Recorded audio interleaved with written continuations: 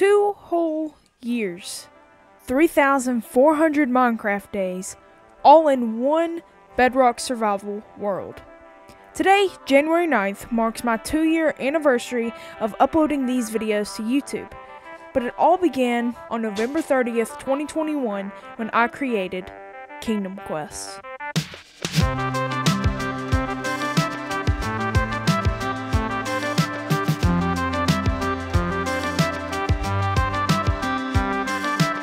Howdy guys, I'm BubbleFortress. Welcome back to another episode of Kingdom Quest, and today is the 2-year Worldiversary World Tour. In the intro, I said it all began on November 30th, 2021, because that's when Caves and Cliffs Part 2, or Minecraft 1.18, released. Now, I had been wanting to make a Minecraft series on Instagram, where I would give updates and photos of my world every 100 days or so, so I thought that the 1.18 release was the perfect time to start a new world. Right after downloading the update, I began searching for the perfect seed for my forever world. The only requirement was a good starter map, which we'll get into in a second. 30 minutes into the seed search, on the third random world creation, I found it. Now, why do I care about the starter map so much? I wanted to make this world a little bit different from every other Let's Play. I decided I would be trapped in the starter map that you spawn with in Bedrock Edition. And I would be trapped here until I fill the edges of the starter map entirely with awesome villages, random builds, and lore. Eventually I decided the occasional out-of-bounds build is fine as long as my main goal remains to be filling the starter map. And that takes us to today, 2 years later, 3,300 days after I posted my first Instagram photo reel, with 4 work-in-progress villages and plenty of stuff in between.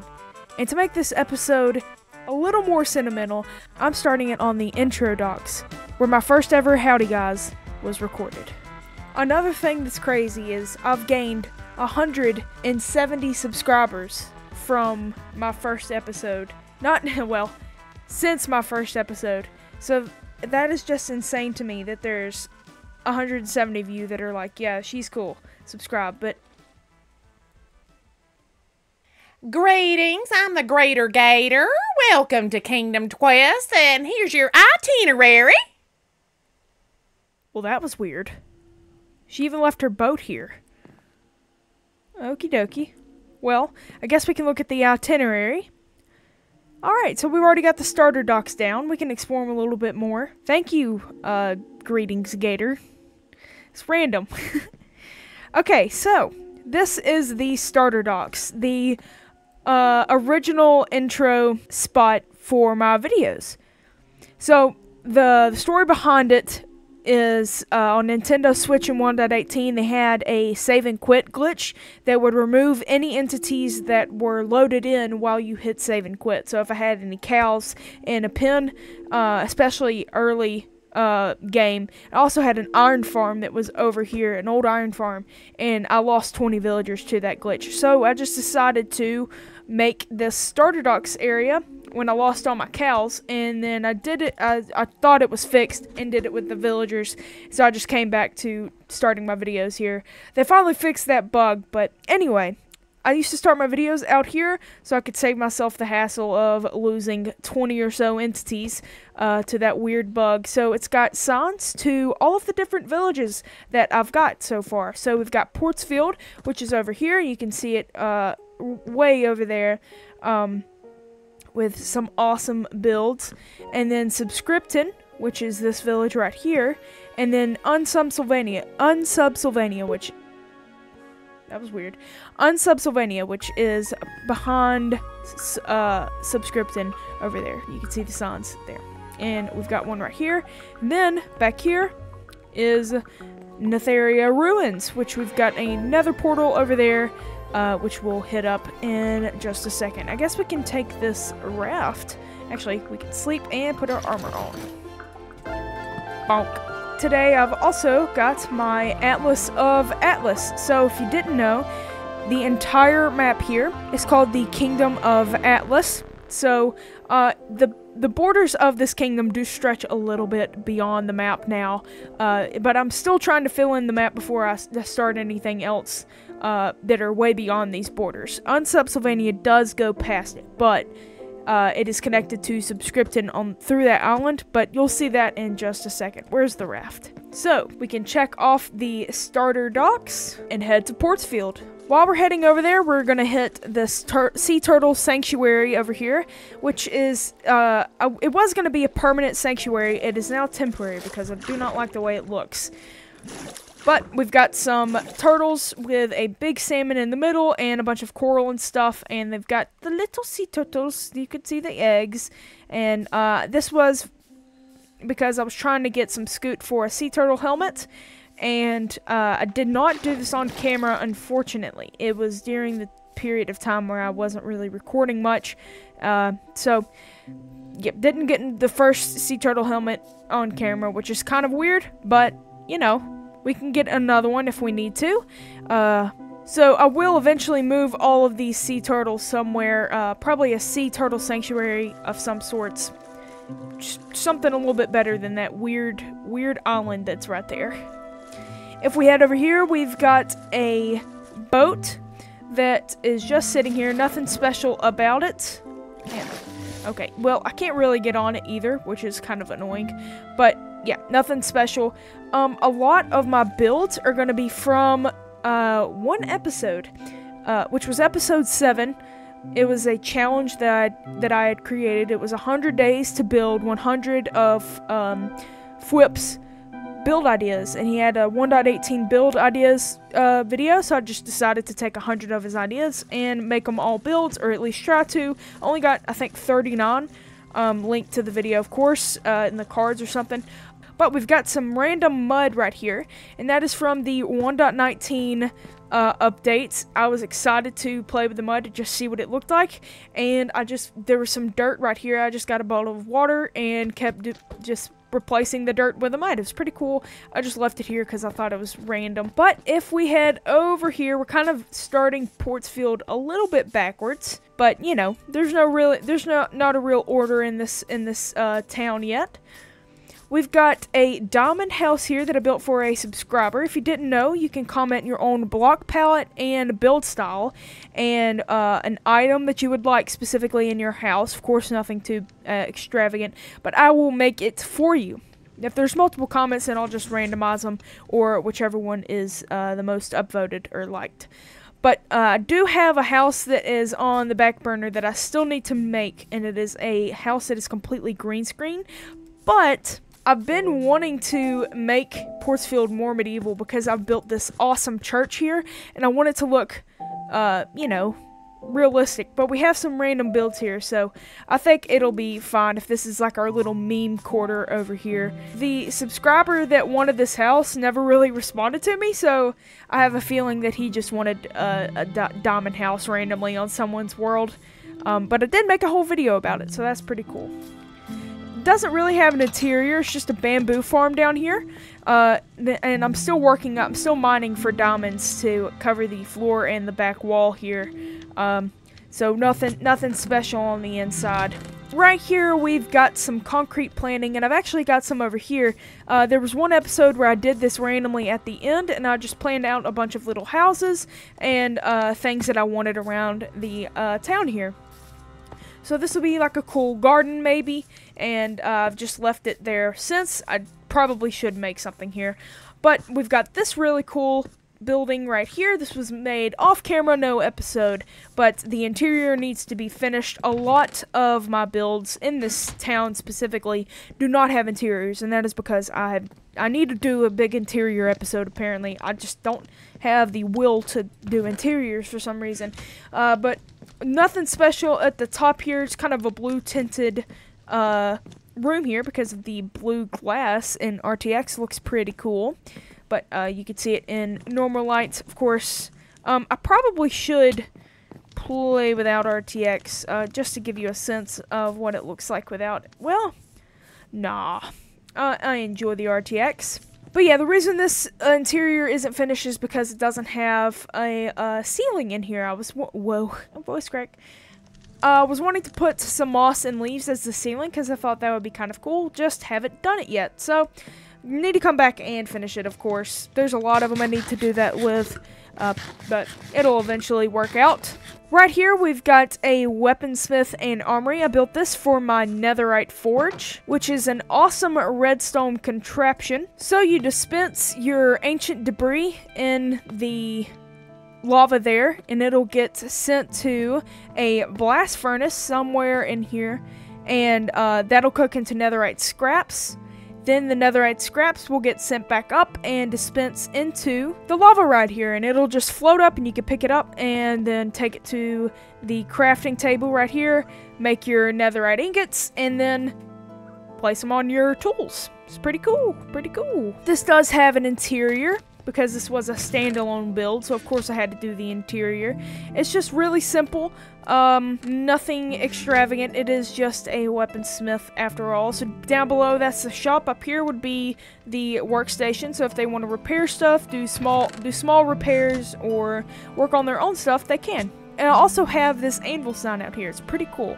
Now, these banners that you're seeing throughout the city, they are supposed to be summer banners, and you can see them without, yeah, there we go. Without RTX, you can see the banner patterns, but they should be winter now. I was going to change these every season or whatever, but I'm terrible at that, so I'm just going to eventually change these to where it's all Portsfield banners. That way it won't be weird with summer banners in winter. This is our storage building from episode 8, and we still use this because it is our main hub. It's basically my house now because I kind of just like stand in here and don't really sleep. I just come over here for materials, but I am thinking about getting a new storage building because I would like to have my storage in different buildings, so I think that would be a lot cooler than having one building for all my storage. I'm also running out of space, so we're gonna have to solve that problem. But there's some cool things in here, like my first scoot, and we've got some ceremonial armor here. Well, I lost the leather boots, but we've got some Portsfield pantaloons, the Portsfield pullover, and the ceremonial crown. We've also got a raid farm material list, which is a full material list that I completed from a raid farm episode 22, I believe, or 23. Right here, we've got some random goat horns. Over here, we've got my first suspicious stew. We've got a bunch of unbreaking books and mending books in here. And then all of these barrels are just filled with random armor and random stuff. And, yeah, see, we've got some smithing templates in here. And then some random sniffer seeds, torchfire seeds, and pitcher pods. We still need to plant these. I've never planted them before.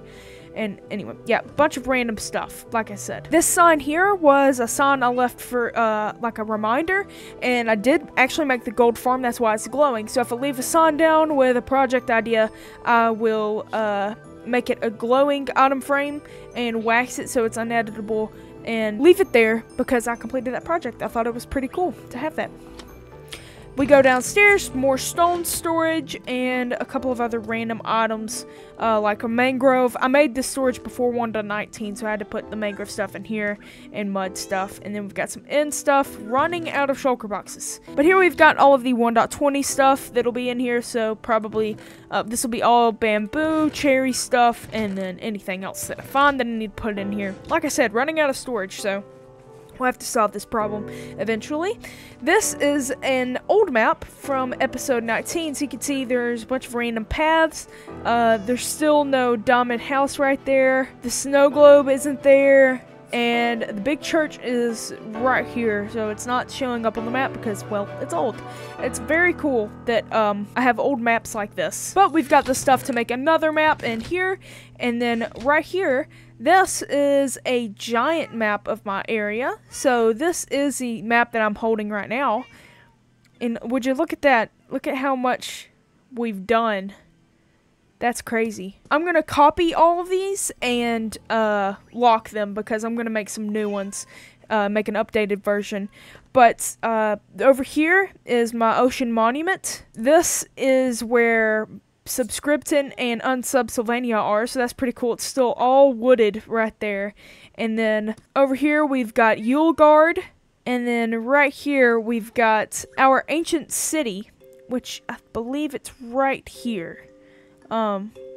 there's a little spot right here where I've set up a cartography table, and then there's a hole randomly in this mountain. If you go all the way down there's an ancient city. I'm not going to visit that today because I don't have an elytra, but we'll get to that at the end of the video. So stay tuned. We're going to go end raiding at the end of the video, get my elytra because I don't have one right now that doesn't have mending on it. And I'm going on a little binge right now where I don't want to put mending on any of my tools or armor. I'd rather just fix them up. So we've got some random storage in here, like a bunch. These are actually totems of undying. I've actually had multiple raids in here accidentally because my mob farm over there can spawn pillager scouts. So if I get one of the banner boys and I kill him and accidentally come over here without drinking a bucket of milk, then I have to do a raid. So it's kind of annoying, but I do have some random totems of undying in here if I ever need them. They are buckets of cyan axolotls because I have a custom texture pack on. I also have a bubble crosshair if you didn't notice, and that is my Axolotl Paxolotl texture pack. So, link in the description to my texture pack and all the texture packs I use on this video. This is my skeleton farm. This was an old build. Goes all the way down and right into a little spawning room for the skeletons. They spawn. There's a spawner right behind there, and they come through and get shot up the bubble column there, fall to their deaths, and I get a bunch of stuff from it. It's pretty cool. And they're also one hit, so that's nice. This is also a subscriber house. They wanted acacia, brick, black concrete, and orange concrete all in one build, and I forgot what style they asked for, but it was like industrial or something like that. So I made it look kind of medieval. Obviously wanted to fit it into my city, so we've got a whole little shipping area, so maybe they take all of these barrels out on the carts and take them out to the docks that I want to put out here. But we can go up these stairs and all the way up until this little balcony where we can watch the moon set and have a giant lag spike and go through these doors. And they wanted a villager in their building. Christy is the name of this villager and the name of the commenter. And we've also got a little ender chest in here, so that's pretty cool. Get rotten fleshed. Actually, I've been adding random materials to this box because this is one of 4 stonemasons that I have in my entire world. So, but it turned out really cool. They loved it, so that was pretty cool. I only have 2 subscriber houses in my world, so not many subscribers really comment. So if you would comment, that would be lovely. I don't know what you would comment about, but I'm probably ask you something in the later in the video. So stay tuned. might have a question for you. Over here, we'll go down here. This is a florist shop that I did in episode 9, I believe. It turned out really well. It's one of my favorite buildings of the city. I don't know why I went with this color palette, but I like it now. It's got a really cool interior to where the shop would be. So if there was a villager standing back there, this is where she would stand. She'd run the shop, and then customers come over here and get their materials and stuff that they want, and then the owner of the florist shop, she can sleep up here, and she's got a little bed and a bunch of barrels, chests, glowberries, and random stuff. There's TNT in here and pumpkin pop. Look at that. I have a habit of putting random stuff that's in my inventory into random chests that I randomly open, so very random. Could call it random mania. So anyway, this is a pretty cool balcony, and we've got a little place underneath it with an endermite named Ender Mike, and it's got a really cool view. I just don't want to come in there with that dude because he's kind of annoying. Yeah, sorry, he said it right in front of his face. This is our awesome nether shop. I love this build. It's got a really cool alleyway, which you can go all the way to the roof if you wanted to. It's got an awesome exterior and an awesome interior with my nether portal. So that nether portal you saw at the start of the episode used to be the nether portal that I would boat to, and it was because for safety reasons. I didn't know what glitches would happen when entering and exiting the nether portal on Nintendo Switch in 1.18. So I just wanted it to be away from my village because, yeah, once again, no telling what was going to happen there. But we've got a really cool interior. We've got my golden pants that I can wear when I go inside of the Nether, and I'm actually going to take these with me. We're not going to go to Nether now. We're going to showcase this village a little bit more, and then go to the Nether. But it's got a really cool interior. So the shopkeeper is just selling all sorts of nethery things, so blackstone, magma, twisting vines, hanging, weeping vines? I forgot what their names were, but we've got a staircase that goes up here. We've got a weird section here. The interior is a little weird at this part, but we've got a really cool seat that can look over and, yeah, watch over the little alleyway here, and, it's pretty cool. It's going to be awesome once we have, like a whole village and stuff to, fill this whole place up. This is my mine, and this is old. This was one of the first builds that I made, and it's got, a lot of materials in it. Like I said, I'm sporadic. But it's got really cool decorations, like ores everywhere, and but when I was starting out, I wanted this to have random ores lying around, like they're just on the floor, and I need to pick them up to smelt them.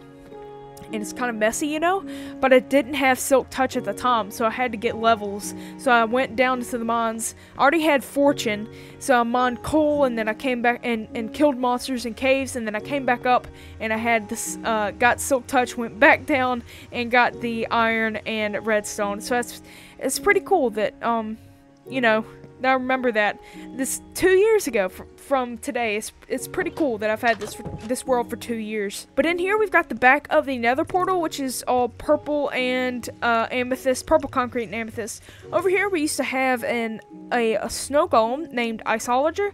He died from mysterious reasons, so we're gonna have to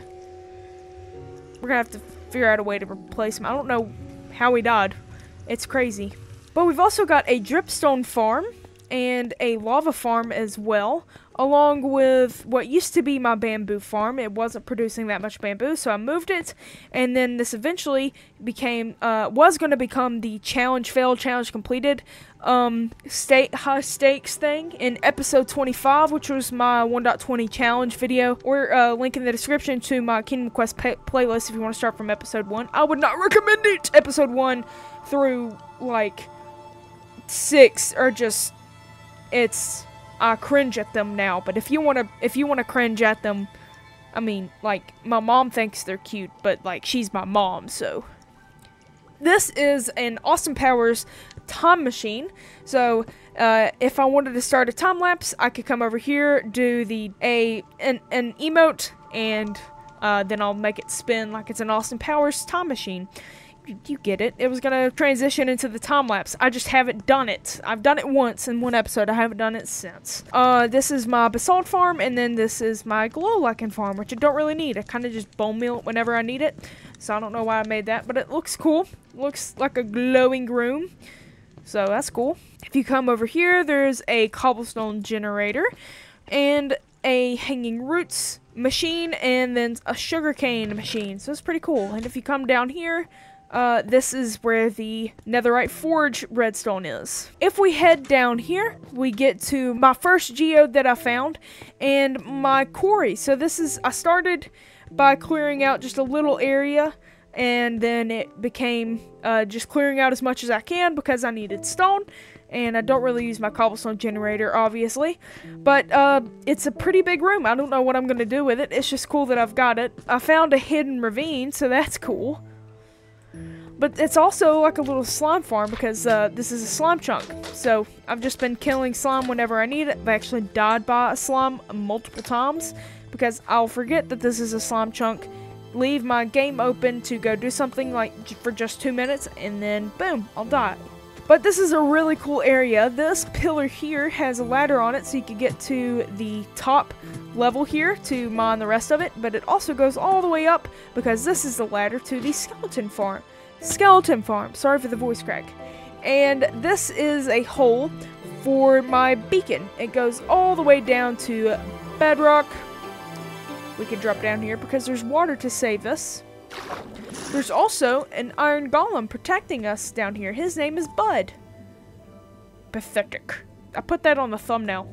I thought it was pretty funny. This is connected to my deep slate and diamond mine, and this is really old. Not the beacon, not this part, but over here.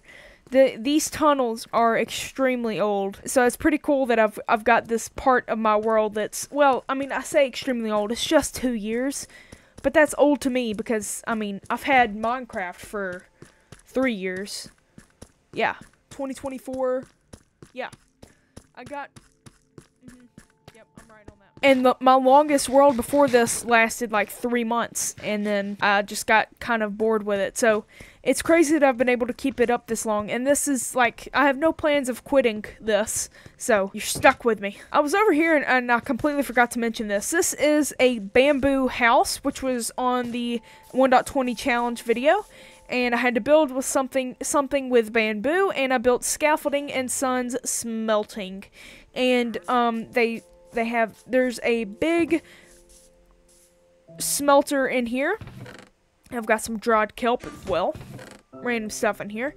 But you can go upstairs, and there's some input chests for fuel and stuff to smelt. And then there's an awesome patio up here, or balcony. It's really cool. You get to see everything. So you'll notice in my village that there are a lot of things missing, like buildings, for example, paths, and then there'll like some random farms that are completely uncovered, and I know it's bad. I really need to make a list of stuff and just get cracking, you know, do it, because it's kind of getting on my nerves, and like random torches that I've got. I need to fix that, you know? I want my world to be complete and look cool. Especially if I ever did a world download and someone's just wandering around and sees a random moss farm that's not covered. That would be annoying to me. This is a tavern I did in episode 7, the flip video. This does not have an interior, but the actual tavern does. And this was a tutorial because I could not, at the time, I was terrible at building. I mean, in my opinion, up until that point, I was bad at building.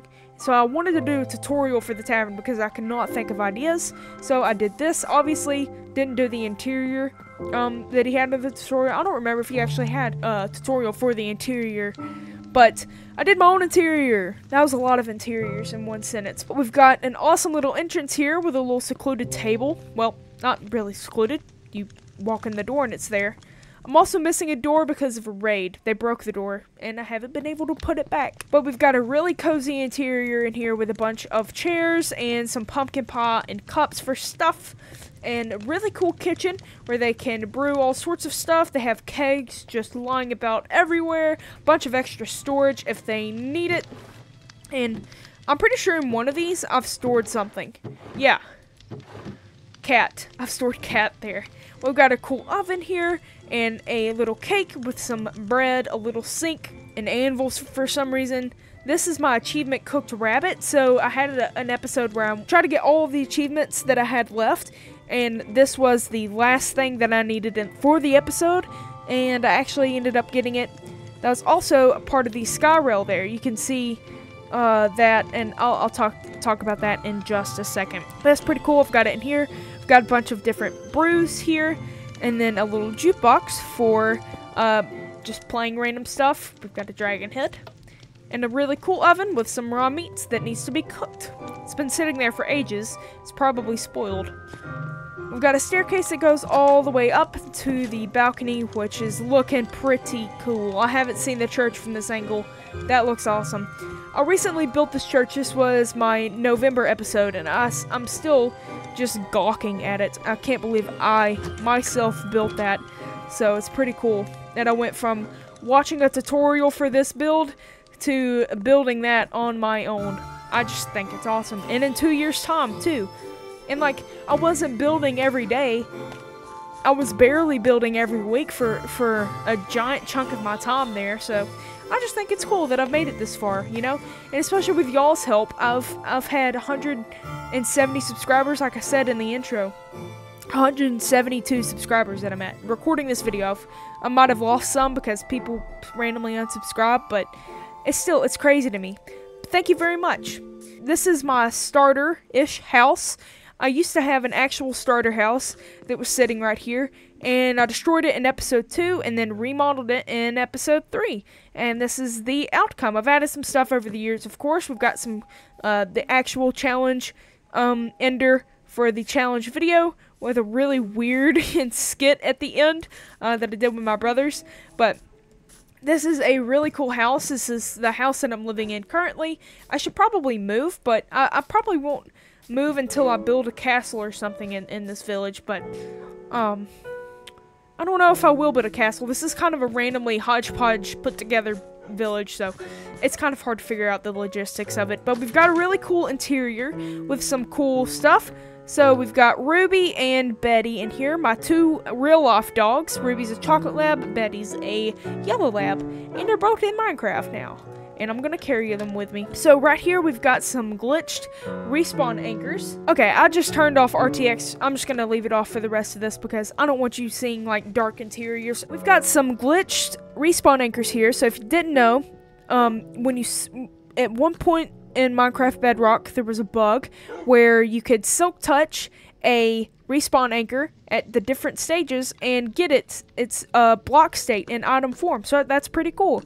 Usually they're supposed to be like this or like that in their item state, but now I've got all of them and they're glitched. It's really cool. They're illegal, so don't tell the Mojang FBI. The MBI, the Mojang Bureau of Investigation. We've also got a house horse and then some armor right here, which is my Adventurer's Turtle Shell, my Adventurer's Golden Mail, and then my Adventurer's Elytra, which is, it's broken. And it's got mending on it, so that's why I'm not using it, because it does have mending. There were also some Adventurer's hiking boots that were supposed to go with this, and they were like, they were leather boots they were fully enchanted, and I actually lost them because I was AFKing for something and I didn't realize that I had an unlit area, so I died and all of my stuff despawned before I could get back to my laptop, so that's unfortunate. We'll have to make another pair. But we've got a really cool map here, which is a 4:4 scale of my entire area. So these are the 2 put together. I actually might expand the borders. I might just build in the 4:4 scale map. That would be cool. We're gonna have to fill that out one day. But we've got some really cool treasure maps randomly in this house and some random stuff in here as well. And then my first wooden and first stone pickaxe, my first diamond pickaxe burnt in lava when I died in the Nether, and then my first iron pickaxe broke before I realized that it was dying. Secret item frame right here, which we can put a slime ball in for no reason. We've also got Chungus right here, a cat. This is my bedroom, and you can get really cool views from different areas. Like I said, random treasure maps in here. This was my first treasure map, and it's actually on... That is an old map! I did not realize how old that is. I hope I locked this. I did not. We're gonna have to lock this someday. I'll remind myself. We've got another really cool treasure map. All of these I should lock because all of these are now areas that I will probably build in, so it'll be cool to have a map that's old, you know? We've got my little cartography station with an awesome view of the fjords that are eating into the mountainside here. In these barrels, I've got my first Elytra, my first 2 netherite pickaxes, so we've got my fortune pickaxe and then my silk touch, which is called the ancient Nordic pickaxe. We've got a bunch of enchanting books, and then down here we've got some random stuff, and then up here we've got some random stuff. This was from my ancient city run, so we've got some random loot in there. This is my enchanting setup with some more books in here, more music discs. We've got some cool stuff in here. The sacred pickaxe. So, I forgot when I died. I think it was when I died in the Nether. I had to go get some more diamonds. It was back when I used to stream, when my internet wasn't that bad. My internet is terrible now. I don't know what happened. But I was streaming, and I was using this pickaxe and found a 14 diamond vein. So that's pretty cool. This was my Woodland Mansion map. Not gonna go out there. It's like 20,000 blocks away, I think. First Wither Skeleton Skull, and then Buddy the Budding Amethyst was the first amethyst bud that I broke, and he shattered into 10 amethyst shards, and it was terrible. This was my Ocean Monument map, so that's pretty cool. There's my Ocean Guardian Farm. You can see it there. We've got where I start, well, where I'm supposed to start my intros now. I don't start them here that much anymore, but I should because it's fun to start my intros in the same spot and have the whole lead up thing and then boom, teleport to where I am building. We've got a staircase that goes all the way to the top of my tower here where I can overview the area, and it's looking pretty cool. Very cool indeed. We're just gonna hop down because we need to view the outside because we've got a little pond right here and a water wheel with a little creek and some lily pad stepping stones, random barrel with random stuff, beetroot soup in here, and an idea board. Supposed to be an idea board. If you want to comment, that's the thing you can comment. If you remember earlier, if you stayed this long, I assume people have already clicked off. But if you want to comment a build idea, I'll put it on the board. I'll put your YouTube name or whatever name you leave me in the comment, and the date, of course, what episode you left it on, and I'll make it on the board, and hopefully we can build it. This is a map from episode 5, so it is crazy how far we have come. There's my old iron farm. I destroyed it, and I made a new one that's down here. It doesn't work that well. I also just don't like using it. I think the villagers should be able to roam free, and I also like mining for my iron. So I don't really know why I made it. I was kind of weird back then. But it is insane to see how much progress we've made in 2 years. It's crazy. We've got a little walkway that goes out here. This is my back door. I need to close these. My horse will wander. But we've also got a little path out here to a slime launcher. I made this while I was still playing on my Nintendo Switch because the elytra was glitched. You couldn't really deploy it that well, so I had to go on the slime launcher and spam the jump button to deploy my elytra. So this was easier than jumping off of a cliff multiple times. This was my first campfire that I ever placed and made, and I've kept it with me along with making a little seat next to it, and this is the smooth stone slab that I made to go on top of it because I kept running into it or animals would run into it. So it's really cool now. I've just got my campfire with a little seat. It's pretty cool. This path wraps around the house, but it also goes down to the chaperone of the Allais Chateau. I don't know what to call this. That was a long name for no reason. But it's a really cool build that I made in episode 19 when I went to the Woodland Mansion because I got some Allays. They're stuck in my winter cabin and I need to go get them and bring them here. It's got a really nice interior. I love this interior. It's also got some item frames on the glass panes here telling you how to make Allays. So you can get 2 existing Allays. We don't know actually how they're found. He's still studying that. He needs to update me. But here you can buy his books, All We Know About Allays by Alan Allswell. We can also go behind the counter here, and this is where the Allays would be if they existed. I'm just kidding. They're still, like I said, they're in the winter cabin. If they were here, they would be in that container, that cage. Not cage, it's an enclosure. But we've got a really cool attic room thing, where I've got a to-do list up here. I did not know that. Or I forgot about it. I mean, I knew it, but I just forgot about it. We've got a really cool interior up here where this dude just like works on naming his books and writing books and stuff. He's got a really cool view of the village. So yeah, I like it. I like the interior. If we keep following this path, we get to the side of my house here and we get to my starter farms. These have been here since day 1. We've got a wheat farm, some sugar cane, random barrel. We've got this little bamboo decoration thing that's been here for a while. Potatoes, carrots, and melons and pumpkins all right here. My other build that's been here, actually this was here before I started my series because this was my smithing building and like stone building. It was just a bunch of random stuff, but I've got wheat and sugarcane in here now. I guess they vacated. I used to store all of my stone in here, and then it became more than 1 chest full of stone, so I just had to move out. But I eventually came back here and made a little Skyrim-inspired workshop. It's supposed to be actually exactly like the Skyrim workshop, but it's just in Minecraft. So we've got the workbench here, we've got the grindstone, and this is supposed to be a part of the smelter area.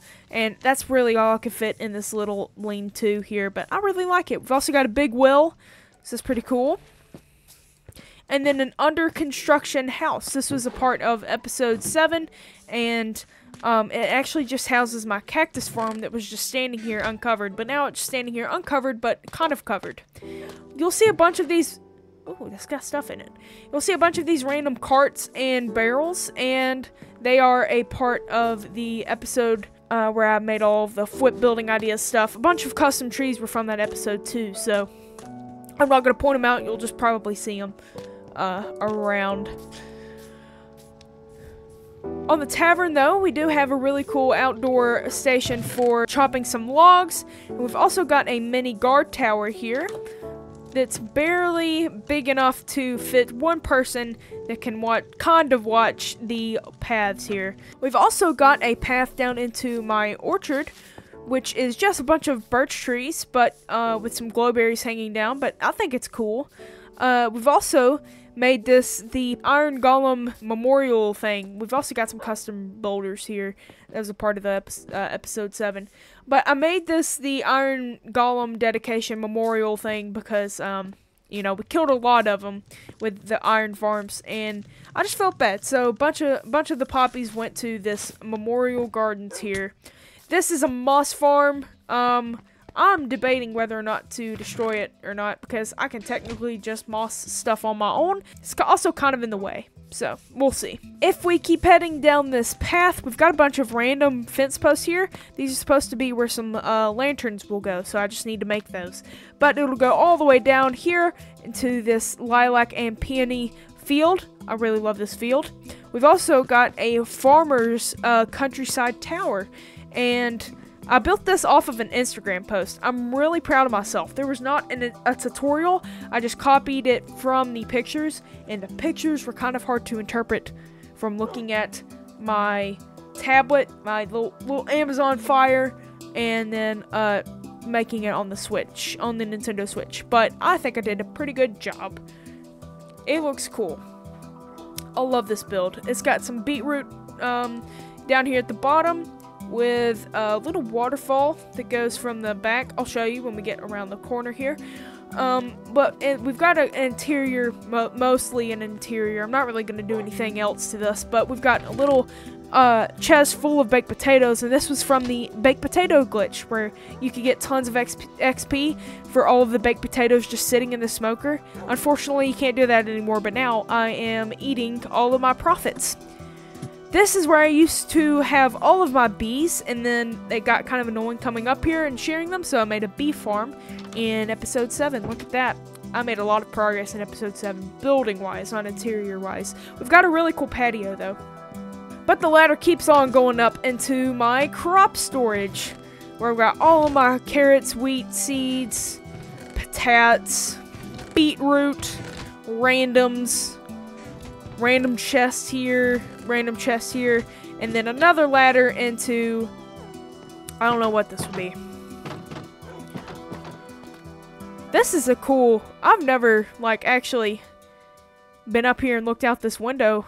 That's a cool picture. This is my automatic composter, so I could put seeds in here, extra seeds that I have, put them in here and get bone meal. So that's pretty cool as well. Custom trees, tiny baby well, and this ancient chapel with no interior, all from episode 7. I don't know what the chapel is doing here now that I've got this giant church, but, you know, never know.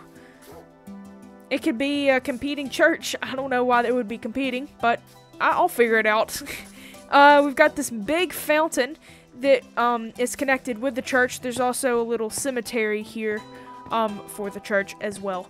But this was the last build of episode 7, and I was trying to make it a fountain that would spray arrows, but the potion effects would look like it was spraying water. It just never worked out, but it was a pretty cool last build, and there was a lot of progress done in that one episode, so that's pretty cool.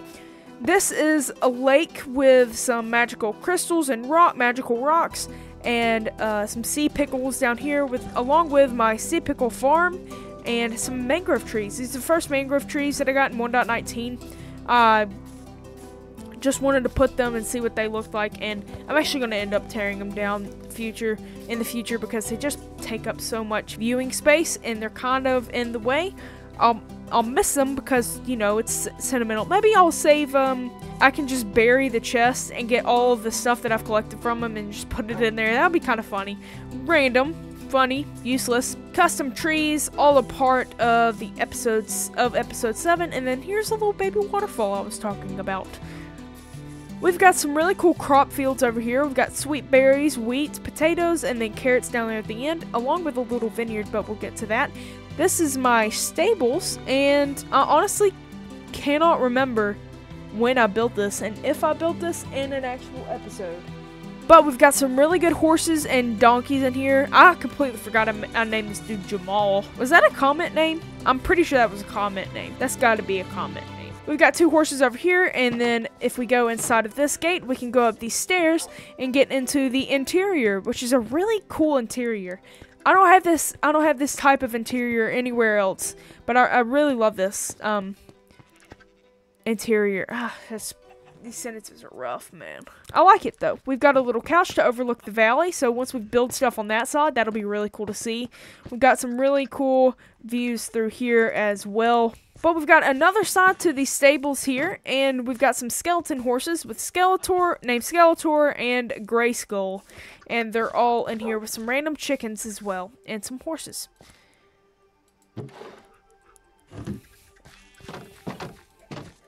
We've got a really cool alleyway through here. I love this alleyway. It's so cool. And eventually I'm going to put a path through here, so you just keep walking. You don't have to stop. But anyway, I like it. I think it's awesome. The fields do have a little path that goes through the wheat here, and I haven't made one to go through the potato and into the carrot fields, but you know, we'll figure it out. We've got a cocoa bean farm of sorts here. Some random sheep in the pen here. I don't know what they're doing. We've also got chicken into pinfo today. Oh, I'm sorry, Ruby. I'm sorry. I don't have any meat on me, man. And this is my shepherd's house. And this used to be where I would make all my banners, but then I made my wool farm down there with the gradient roof, and I just moved all my stuff out. But it's still a really cool build, so I just left it here. Then we've got our potion shop, and this is a really cool build. It looks wonky, but that was kind of the point. There's some monsters. That's where the Enderman noises are coming from. There's monsters underneath this. I'm an idiot. This is a really cool potion shop, though. It's got a bunch of stuff. Oh! Speaking of potions, I forgot to show you my potion of invisibility. I actually killed a wandering trader, and he dropped this. So that was pretty cool. So I named it Potion of Invisibility with its colors, and then put it on the wall there. I thought it was awesome. Come on, puppers. I know it's raining. We gotta go, though. Come on. Alright, you'll teleport. So like I said, we've got a really cool interior in here. We can come through the back here, and there's a little chest with some mushrooms and bone meal, and then a secret chest with also a secret lever that leads down into a water farm with a mushroom farm. I'll let these mushrooms grow. This is natural light because these are slabs underneath the dirt here. Or, I don't know what they're underneath, but it's getting natural light somehow. And the mushrooms will grow, and then I'll collect them all and then bone meal them so I can get some mushroom blocks. It's pretty cool. The staircase goes up to the top here, where I've got my nether farm, which needs to be mined. And all of my potions and ingredients and stuff that when did I make this many night vision potions? What the heck? That's cool. I didn't know I had those. I'm going to bring one with me just in case I need it for some reason. And then anyway, like I said, we've got all of our potion making stuff. It looks like the rain's inside there. I think the glass is kind of glitched in bedrock. But we've also got a bunch of floating candles because I came up here and the candles were here, and then my skin changed. I became an axolotl. I was human at the start of the series, and I came up here once I built this. Candles were floating everywhere. I got punched and I woke up an axolotl. But this is my little alchemist cove here where I can look outside, and you can actually see spawn from here, which is pretty cool. I can take notes. Currently I am testing the properties of Spider Eye. And this is also where I would have my alchemist robes here, which I need to make those. That'd be really cool to have those in here randomly as detail. Sometimes I randomly come up here. I don't know why. But when we come outside, we are greeted with a vineyard. And this is the one that I was talking about. Also got a tiny little path. It goes all the way down here to the lower area. It's also connected to the bakery over here, which has a little chicken coop with all of the eggs. All of the eggs. And it's also got a little path to where the employees can go and take a break next to these two big custom trees that look awful. There's also a pig pen here with a sheep pen as well, because this is the butcher. And it doesn't have an interior, unfortunately. I am planning a really cool interior, but we also had two... Oh, look, picture pods. Let's go. We had two skeleton horse groups spawn. I forgot what they're called, but they spawned like within 5 minutes of each other. And so I just collected all the horses and I put them in here because one day we'll make something cool with them. I don't know. We'll give them a home, an actual home. We've also got a little cake stand out here where I make all of my cakes that I make in this world, unless I buy them from a villager. There's also a separate exit. This is my potato distillery, and it's actually supposed to be waxed up here. No interior, unfortunately. Like I said, I need to have a massive interior episode.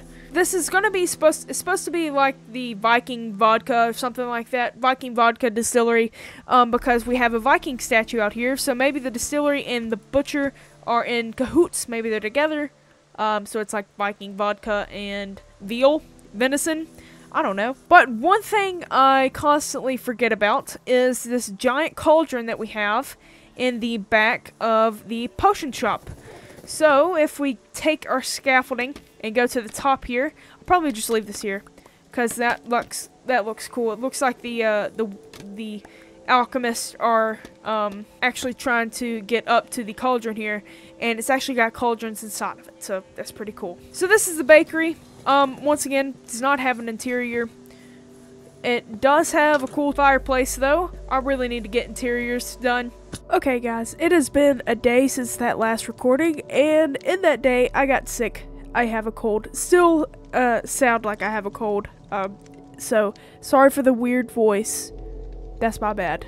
I'm gonna try not to sniffle as much as I can. Okay, so this is the covered wagon that was a part of the episode, the flip episode, episode 7, and I used to put Ruby the dog in here. She would sit right here, but I decided to take her out because we've got 2 puppies now that I can take with me. It's very nice. This is a custom pod that I made in episode 7 with a waterfall that goes all the way down to the ocean over here, and there's actually a zombie and a pig that have been stuck there forever. I actually want to name them, so if you have any names for the zombie and the pig, then let me know down in the comments. This is a tiny bridge that was made from episode 7. A lot of this stuff was, and it's a really nice little baby bridge. I like it.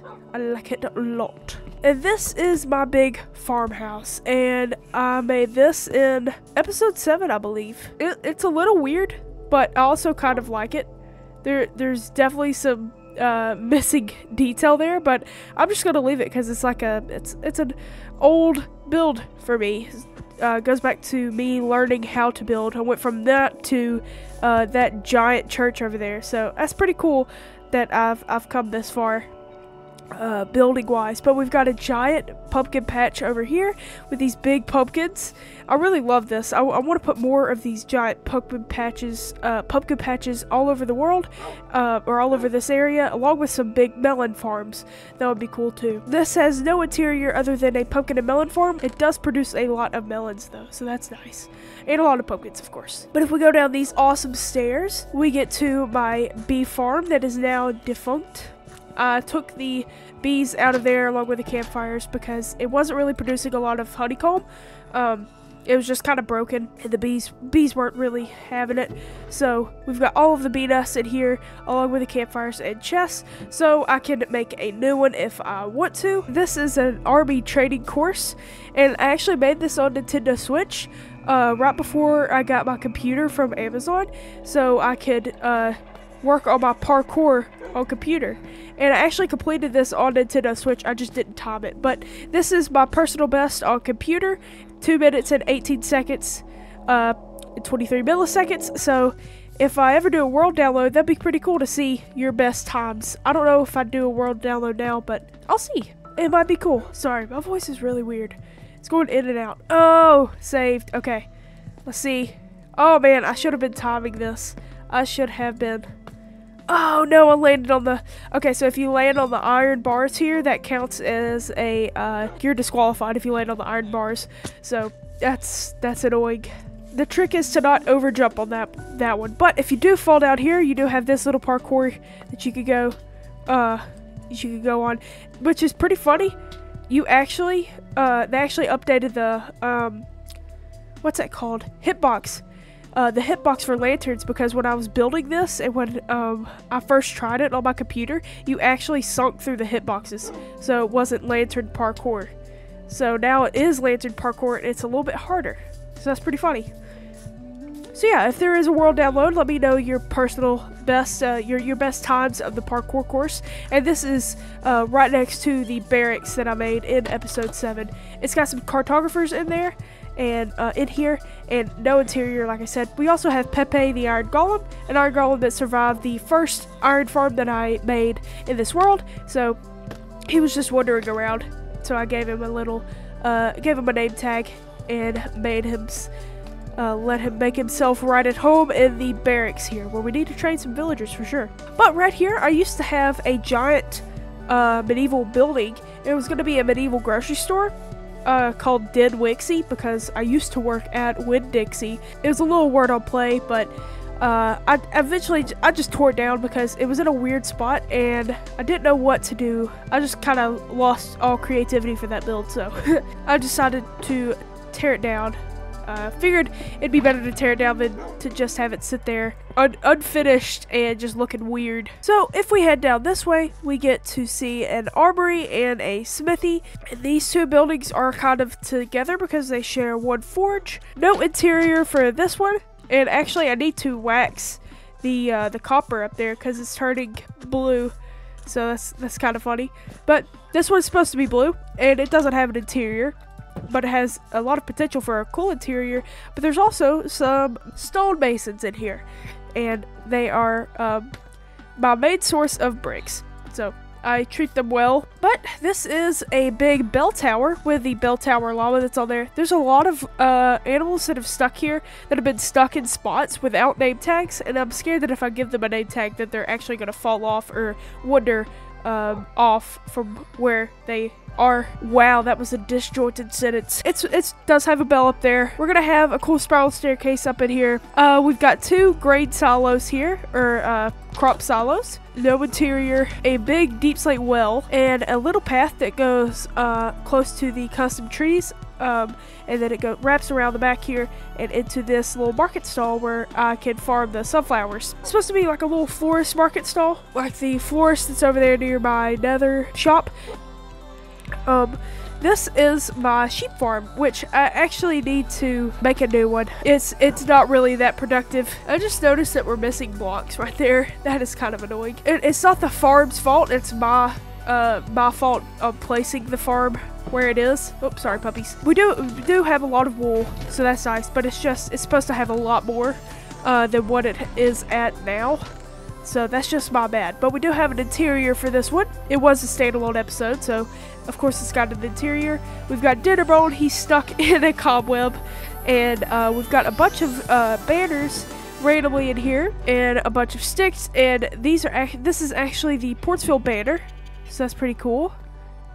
And these are my winter festival banners. It's a little goat. I like it. It's really cool. We've got a bunch of DAWs and stuff in here, and a bunch of makeshift banners for the summer festival. I eventually ended up going with this one, and but these are all very cool. This one looks like it's somewhere in Arizona, or if it's like Monument Valley. That's cool. This is my first globe banner pattern. So in 1.18.30, they added a trade to cartographers where you could get the globe banner pattern from them, and we didn't have that in Bedrock until that update, so it was Java parity. And this is my first banner that I got, that I made with the globe banner pattern, so it's very cool. We could go downstairs, and we could climb all the way down to the sheep farm, and we can see how bad I did this. It's supposed to be one block over this way and a block down, and I was just too lazy to fix it because I'd already made it up to like right there. So the redstone is weird, but you can see the path underneath here. That's pretty cool. Yeah, it's my fault. So eventually we're gonna let these sheep roam free, and we'll just have this interior as the old sheep farm. But if we go into the pen here, we get some chickens and a pig. One of these chickens is named. I thought they were named. Okay, one of them was. But we've got 2 camels, Princess Buttercup and Prince Humperdinck. And that they're both from a movie. If you can name the movie, that's cool in the comments. But we've also got a gem sheep in here. There was a chicken in here that had a gem name, but I don't know where he went. That's weird. He might have died. Anyway, I'm supposed to have a bunch of sheep out here, but I only have 1. So we have camels in here though to keep them company. So this roof, it looks all right here. But on the other side, it looks more like a rainbow. And I didn't really want it to look like a rainbow. I wanted it to look like a gradient, but it just didn't end up looking like that.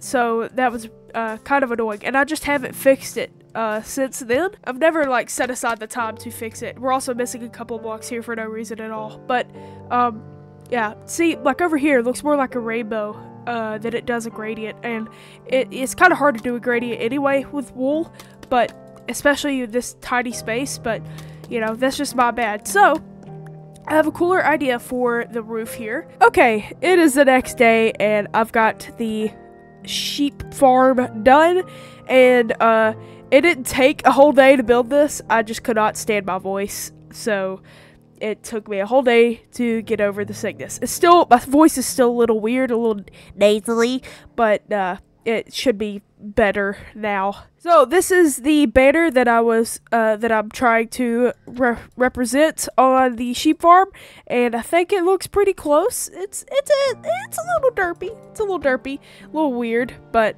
it's close enough. But I used the glow lichen farm to get a ton of glow lichen, so now the roof is lit, and we have a bunch of glow lichen to use or to put in our shulker boxes. So the next thing in the tour is the snow dome, and we're actually gonna showcase a couple of things about this. It's got a bunch of little entry points, so we could go down here and get inside of the actual snow dome, where we've trapped a bunch of snow golems. There's some powdered snow around here somewhere. Yeah, it's right here. I nearly hit it. But we've trapped a bunch of snow golems in here, and that was for episode 21, the Winter Festival.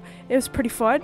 This is still an incomplete build, which is kind of annoying, but we'll finish it one day. But if we go along the back here towards the smelter and go up here, we've got another little pathway that links up to the unfinished pathway up here, where we can stand and see inside and watch the snow golems fight to death. And we've got a little plaque here where we're going to put the winners of each fight, little like record holders and stuff. And then we've got the snow golem pub here. It's a really cool interior. It's one of my favorite interiors in my Minecraft world. It's got a really cool roof slash ceiling. We also have a loft for the tavern keeper to live up here, and a nice little bay window to see the rest of Portsfield. So I eventually want to put a boardwalk around the snow dome here, because I thought that would be cool, but I just haven't had the time because I've been doing other things for the world here. So maybe we'll have an episode where I do a bunch of interiors and paths and stuff. Who knows? But if we go downstairs, well, this should be downstairs. There will be a walkway here, and if we head downstairs and go behind the chimney and go into here, we've got a little cellar where we keep all of the drinks and meat cold, and we've got a little secret entrance for the snow golems to get into the snow dome. And I eventually want to put a secret little well, it won't be a secret, but a little entry for a snow golem pub slash barracks. So maybe that's where all the snow golems will live. The resident snow golems, because snow golems across the entire Minecraft world travel to the snow dome to get a chance to break one of the records. there's a little bit of lore for you. But if we head through this way, these are supposed to be little market stalls, or little outlines for market stalls. And this is a windmill from episode 7. Nothing much. More market stalls right here. And if we head down the hill where the path should be, we can go up here to the first build that I built on YouTube. And this is the bed and breakfast. And yes, it is very ugly, but I'm keeping it for nostalgia's sake. It is very random. I was just trying to put a bunch of techniques that I learned from a bunch of videos all into one build, basically. And yeah, it's not that great, but it is mine. So yeah, first episode on YouTube, I built the bed and breakfast to hide my villager breeder. And I still use this villager breeder if I ever need villagers in the area here. And we've got 2 cats up here. We've got Kiwi and Momo. We've got It Ain't Much, but It's Honest Work, 2 farmers, and 1 freeloader in there. And then the interior is nothing special, so we'll just go upstairs, or go downstairs, and then head through the main entrance here, which is very weird. But we've got, oh, sorry doggies, come on. We've got a little bell tower here for some reason, and then I like this. I like the sunken kitchen here, but I don't even think we have a chimney on the back of this. So I don't know what this is for here. But it is a nice little chimney, or fireplace. And then we've got a little icing piping bag, and then we've got a staircase. That little table there. We've got a staircase that goes up to the second floor where you can eat, and this is supposed to be the bed of the breakfast here. Do we even have a chimney back here? Yeah, we do have a chimney. Okay, that's a cool chimney. It's like it's built into the wall there. I like that. I like that. I should try that on more builds, on better builds. But we've got a really cool walkway in here. I do like this part of the build. Nothing too crazy, but it is pretty cool, being the first build of the channel here. And then we've got an unknown skeleton horse that died here, so we had 7 skeleton horses and the butcher that was back there where I had my sniffers, that white roof right there. So we had 7 skeleton horses because I accidentally killed the 8th. Oh, don't hit my puppies. That's right.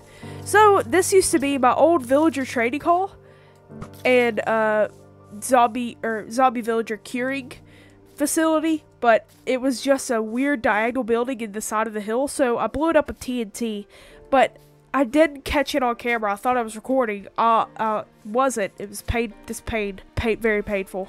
But now it's just here, all blown up and stuff. I probably should fix it up because it's a little weird having this blown up bit, but I think it's still pretty funny. I just blew up the build I didn't like instead of just fixing it. And on the back here, we have a ruined building that I planned to leave here. It's very cool. I like the way it turned out. And it actually has a little entrance into where I used to have my zombie to zombify the villagers here. So it's pretty cool.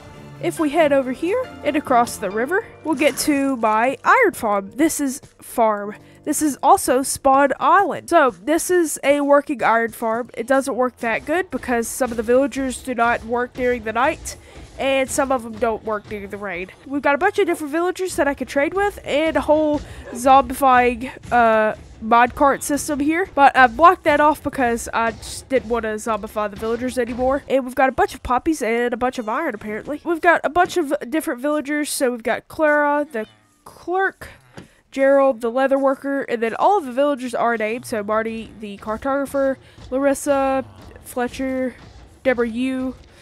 Yeah, like I said, all of the villagers are named here. Just a bunch of random names that I thought of for their respective jobs. This one doesn't even have a name. That's upsetting. You don't have a name either? Okay, you have a name though. Yeah, his name is Cursed. But yeah. And if we go up the ladder here, we get another fisherman. He's chilling. We've also got some dogs here. We've got Greg and Spooky Scary Skeletons. But this was supposed to be like a big shipping yard, or shipyard building. Like this would be the dock. They would have a big crane putting stuff into ships. And it's just a weird building. Also going to tear it down at some point, but I was just gonna do that when I could move the villagers somewhere. So that's really the only thing holding me back. The other reason I don't like it is because it kind of ate into the hillside here, and what I really could have done is just built it on top of it. We've got a bamboo farm here for no reason. I just wanted to put one here, cover this entire layer of grass with bamboo. And then we've got a half-eaten cake. One of my brothers joined the world and they needed food, and I just had a cake on me, so they ate part of the cake there. So I just left it there. This soul sand block here is where you actually spawn. So if you die in the world without a bed, you spawn right on top of this soul sand block. So that's pretty cool. And this concrete border here, this line, is the edge of the map. So if we were going off of the old rules of Kingdom Quest, I would have to stop building here. But I've made the decision that it would look weird if all of my builds just had this one straight wall. And I really couldn't come up with a reason why it would be like that, like in real life. So, but I've also got a puppy or two over here. Yeah, here's one. He doesn't have a name, and another one. He doesn't have a name either. So if you come up with any names for these puppers, then let me know down in the comments. Now on to what I think is the best build in Portsfield, my Scandinavian church. And I built this in episode 28. It was the Thanksgiving special, so I decided to build a church, and it turned out awesome. This is probably one of my favorite builds to date. It is such an awesome church. We've got flower beds in the corners here. We've got a little stables area, and we've got winter cabin, the horse that I'm going to be using to get around from now on. And well, from now on, this point in the video, I have been using him for a while now. We actually need to give him a saddle, but we could tour around the church for just a little bit here. We've got some custom terraforming down here at the bottom because I had to dig away part of the hill here, so I just decided to terraform make this cliff. And we've got a secret entrance into the basement of the church here, where I had a little stone mod, and I also get my dirt and grass. So that's pretty cool. We also have an extra ender chest and some other stuff. I'll take those arrows, thank you. And some random beds, and then a secret piston door, which on this side of the church you cannot see at all. It's really cool. You could just crawl up here, not crawl. You can walk over here, press this button, parkour, boom, you're inside the basement. It's pretty cool. So we've got this side of the path, and we also have this side of the terraforming, which is also very cool. I just love this whole build, and after building this build in this style, I want every build to look like this from now on. Every one of my builds like this, have this terraforming and have that path and the level of detail and stuff.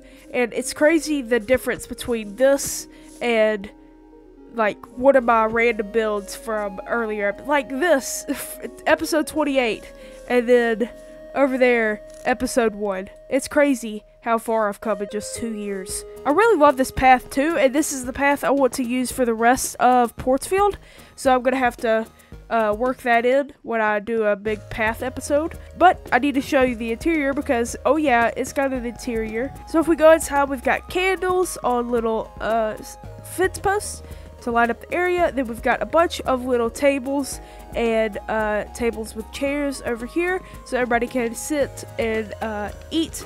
We've got a full-on kitchen here with some soups cooking, stews cooking, and we've got the little bread and wine for the communion. That's what I'm trying to think of. And then we've got our pews leading up to the pastor's pulpit, where I've actually got the Bible. Well, not the full thing, but we've got the 10 Commandments, and then it's the New American Standard Bible, and then a list of the Old Testament books, and then the New Testament books, and then from page 12 to page 50, I'm going to put my favorite verses of each book in there, each book of the Bible. on the page there. So then we've got a little entrance to the basement through here. Then we've got a really cool staircase that leads all the way to the top of the bell tower. There's a little perch here. You climb up the ladder, and then it's the actual bell tower. It looks very cool. Oh yeah, the sheep farm looks way cooler with those colors than the weird rainbow stuff, you know. Fits in a lot better. There are a couple things that I can't get to at the moment, like the sky rail here. It goes from here and then all the way 500 blocks that way because of an achievement. You have to ride 500 meters in a minecart, on a minecart rail, and that's 500 blocks, and that was for the achievement getting episode, so I just left it there. I thought it was pretty cool. I don't know how I'm going to fit it into my world, but, you know, it's kind of random right now. And then there's also a Star Trader achievement. Up there, you see the barrel. There's actually a fisherman named Nomad, and he's stuck up there for life. But that's what the Star Trader was. You trade with a villager at the top of at the build height. And then this was just a little viewing platform that I needed to tear down, but completely forgot to do. And then, I think that's it, actually. I've got 2 more things to show you for Portsfield. The first thing is this weird little structure here, is nothing, it's not like an actual structure, but it's got, a sheep that's glitched into the ground. I placed a block while the sheep was trying to jump out, but the sheep just teleported back underneath the block. So, we've got, oh, why sheep in the ground? And I didn't put the in there accidentally, but I thought it was hilarious, so it looks funny. I think it's funny. So we just leave them in there. And the second thing is this little boat over here on a trapdoor, and I just go out there and fish sometimes if I want to fish. And that is it for Portsfield. So we can check it off of the itinerary. Next is Subscription, which is just over there. So I'm not tripping. Sometimes the horse will have the 3D modeled legs, and sometimes it will have these blocky legs. Can someone please tell me why it has that? Why it's like that? Because it is very annoying, and I have no idea why it does that. I'm pretty sure it's probably just a visual bug, but it is so annoying sometimes. I don't know why it annoys me so much, but it does. But anyway, here is Subscription. The original name for this area was Birchburn because it was originally going to be a logging camp. And I did a bunch of builds over here in episode 7. So I did this watchtower and this fallen log with a throne made out of the fallen log here. And then this tent, the little cabin there, and that little wagon over there. I did this all on episode 7, and then I made this random sawmill here and this little vine farm, and that was just going to be Birchburn, and I was going to eventually expand it that way. But then on episode 23, I made the raid farm right there. That made me want to build a village over here, so I deforested the entire area and, well, most of the area, and decided it would be Subscription, where I decided I would give all of my subscribers a villager for my 100 subscriber special. And there's a lot of villagers that need to be bred up again because some of them have died in the transition from villager breeder that I had in the ocean to here, but we can do that some other time. I can do it off camera. But also wanted to mention that these palisade walls were built in episode 7 too. I forgot about that. This gatehouse was built on the Subscription episode. But let's give a tour real quick of all of this stuff. My dogs are hitting the sweetberry bushes. We've got some random villagers and minecarts out here because they did not want to cooperate, so they've been punished. We've got some random stuff in here, random villager trades, but we've got a very basic interior for a very basic building. And then we've also got a little tent here with some other stuff, random barrels and stuff, but we've also got 3 dogs. We've got Max, Doge, and Cheebs, and they all just live in that little tent, the terrier tent, perhaps. But we've also got a little pathway that leads all the way to the back of the it leads to the back of the building here, which I thought would just be like a weird little storage area or maybe a little reading area. Anyway, we've also got some little shrimps here, which is nice. We can also go up into the watchtower, which is just a very basic watchtower. It's got some scaffolding going up, and we've got a bell up here that we can ring, and another little bell. It is a very cool watchtower. You can see really far, especially with my render distance high. It looks awesome. But we can enter subscripted through the front gates here if my dogs will cooperate. They're not coming, so we're just going to block them off. They'll teleport. But I eventually want to put an awesome trading post hub here, or maybe a castle. It's going to be cool. It's going to be big. And we've got a lot of cool buildings in here. We can start off at this building. And here we've got a bunch of random workstations. So I just decided, usually, well, the original idea for Subscripted was every building was going to have a workstation for each villager. And that was kind of hard for the villagers to get inside of the buildings and for the buildings to look good. I couldn't figure it out, so maybe I can in future builds. But I just decided to put random workstations out here, so a lot of them are just standing. It's pretty cool. It's like this is the hub. So this was going to be like the guards' replenishing station, basically, so they can get out of the rain if it's raining, or they could come over here and cook some food if they want to. But it ended up just being like a little mini storage area with some random stuff. And these dogs right here belong to an alt account, so if you want to name these, they're just forever sitting here and until my alt account logs back on, moves them. But if you have any names for them. But if we go down the line here, this is supposed to be like a poor housing district.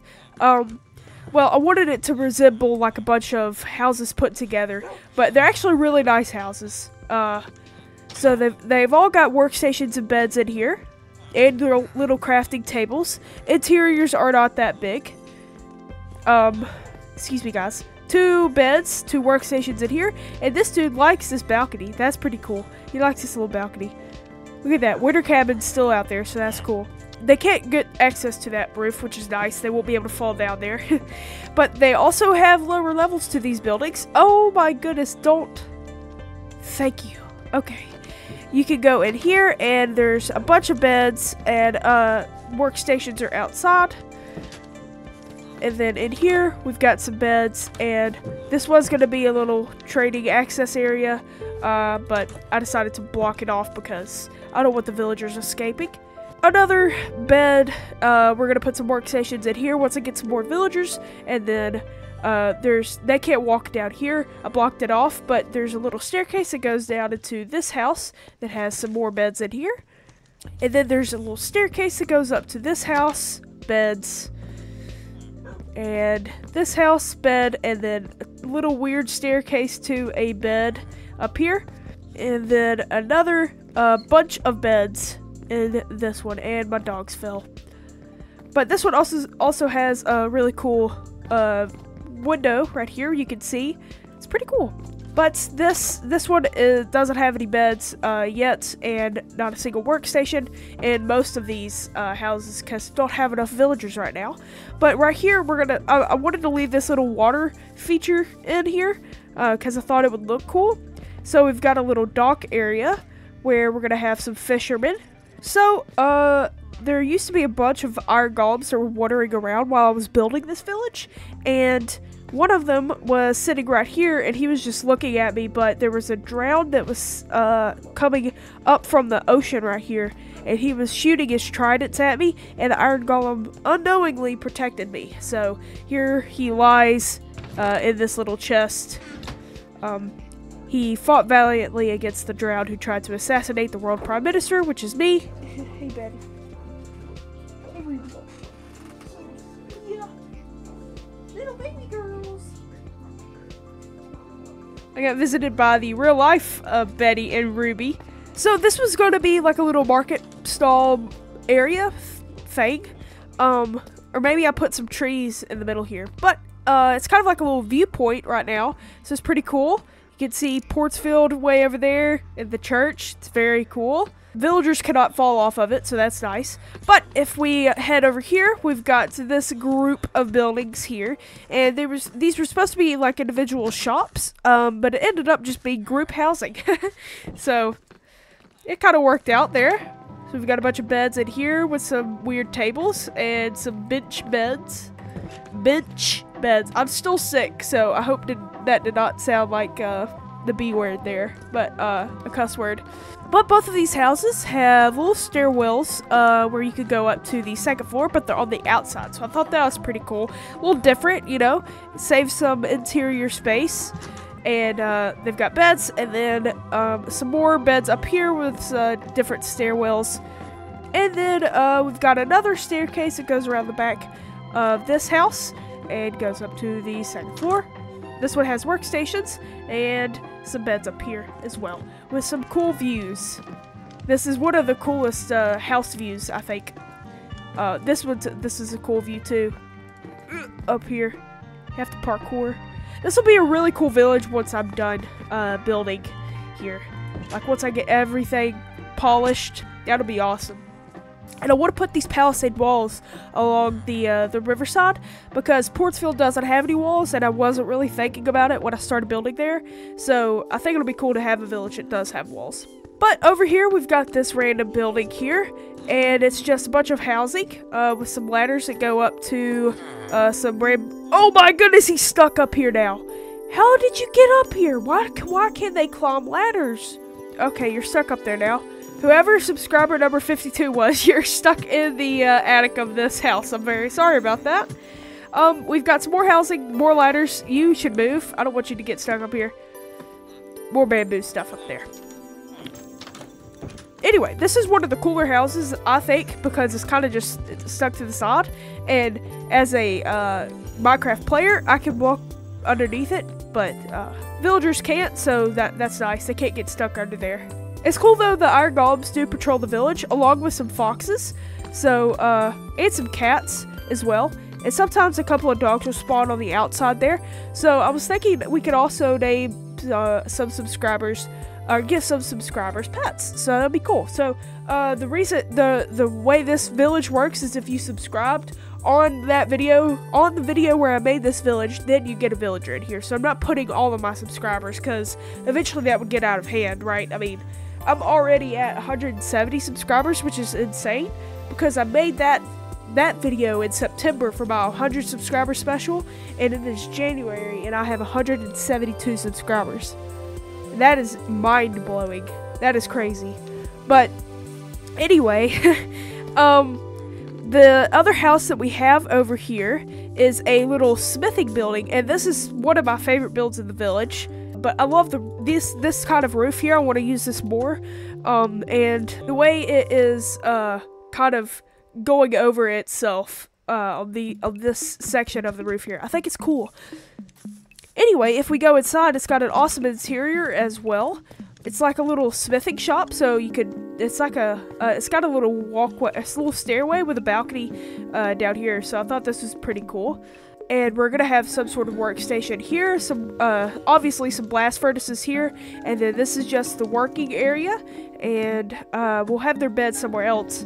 But this one we've got a little seat up here, and maybe they just kind of chill, take their lunch break up here, that maybe the villagers do.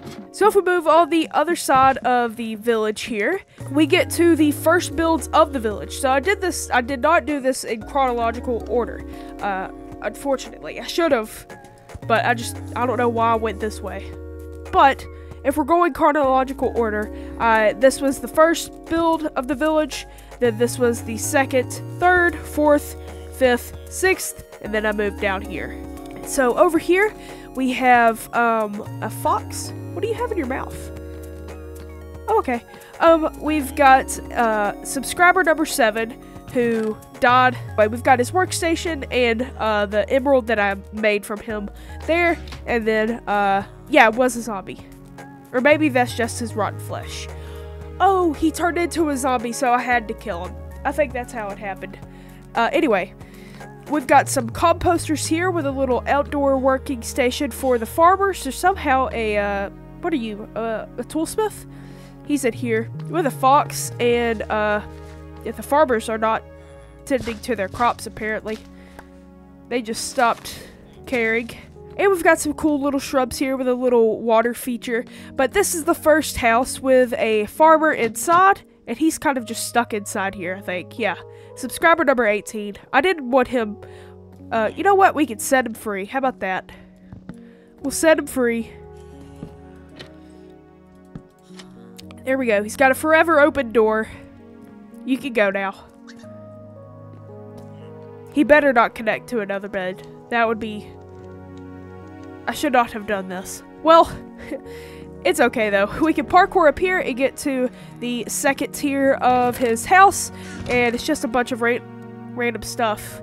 Yeah, see? Random stuff. What the heck? I think it's a really cool build. He's got a cool view of the other side of the river here. And if we go over here, we've got a little hidden entrance to his crops. So he maybe checks them there while some of the other farmers tend to them. And we've got this, it's 2 houses here. And we've got a cartographer and a toolsmith in here. We've got another farmer in here with some random subscriber that's not named. So that's cool. And they've got a little patio up here where the farmer actually wants to be a herbalist, florist, maybe. I don't know. I was kind of basing it off of the herbologist profession from Harry Potter. Anyway, I really like this upper floor here. We've got a little staircase that goes down and into this alleyway to the outside of the cartographer and toolsmith house. We've also got a little, what was going to be a sewer thing. I put a cauldron down there without thinking. So someone took the job and was just standing over the sewer grate forever. It looked weird. But another thing we have in this farmer's house is a little staircase that goes down to a secret ladder that could go up here, and they can open this gate, steal some carrots, come down, and escape. Maybe they steal the carrots for some, they don't need them for food, obviously, but they need them for some potions, maybe?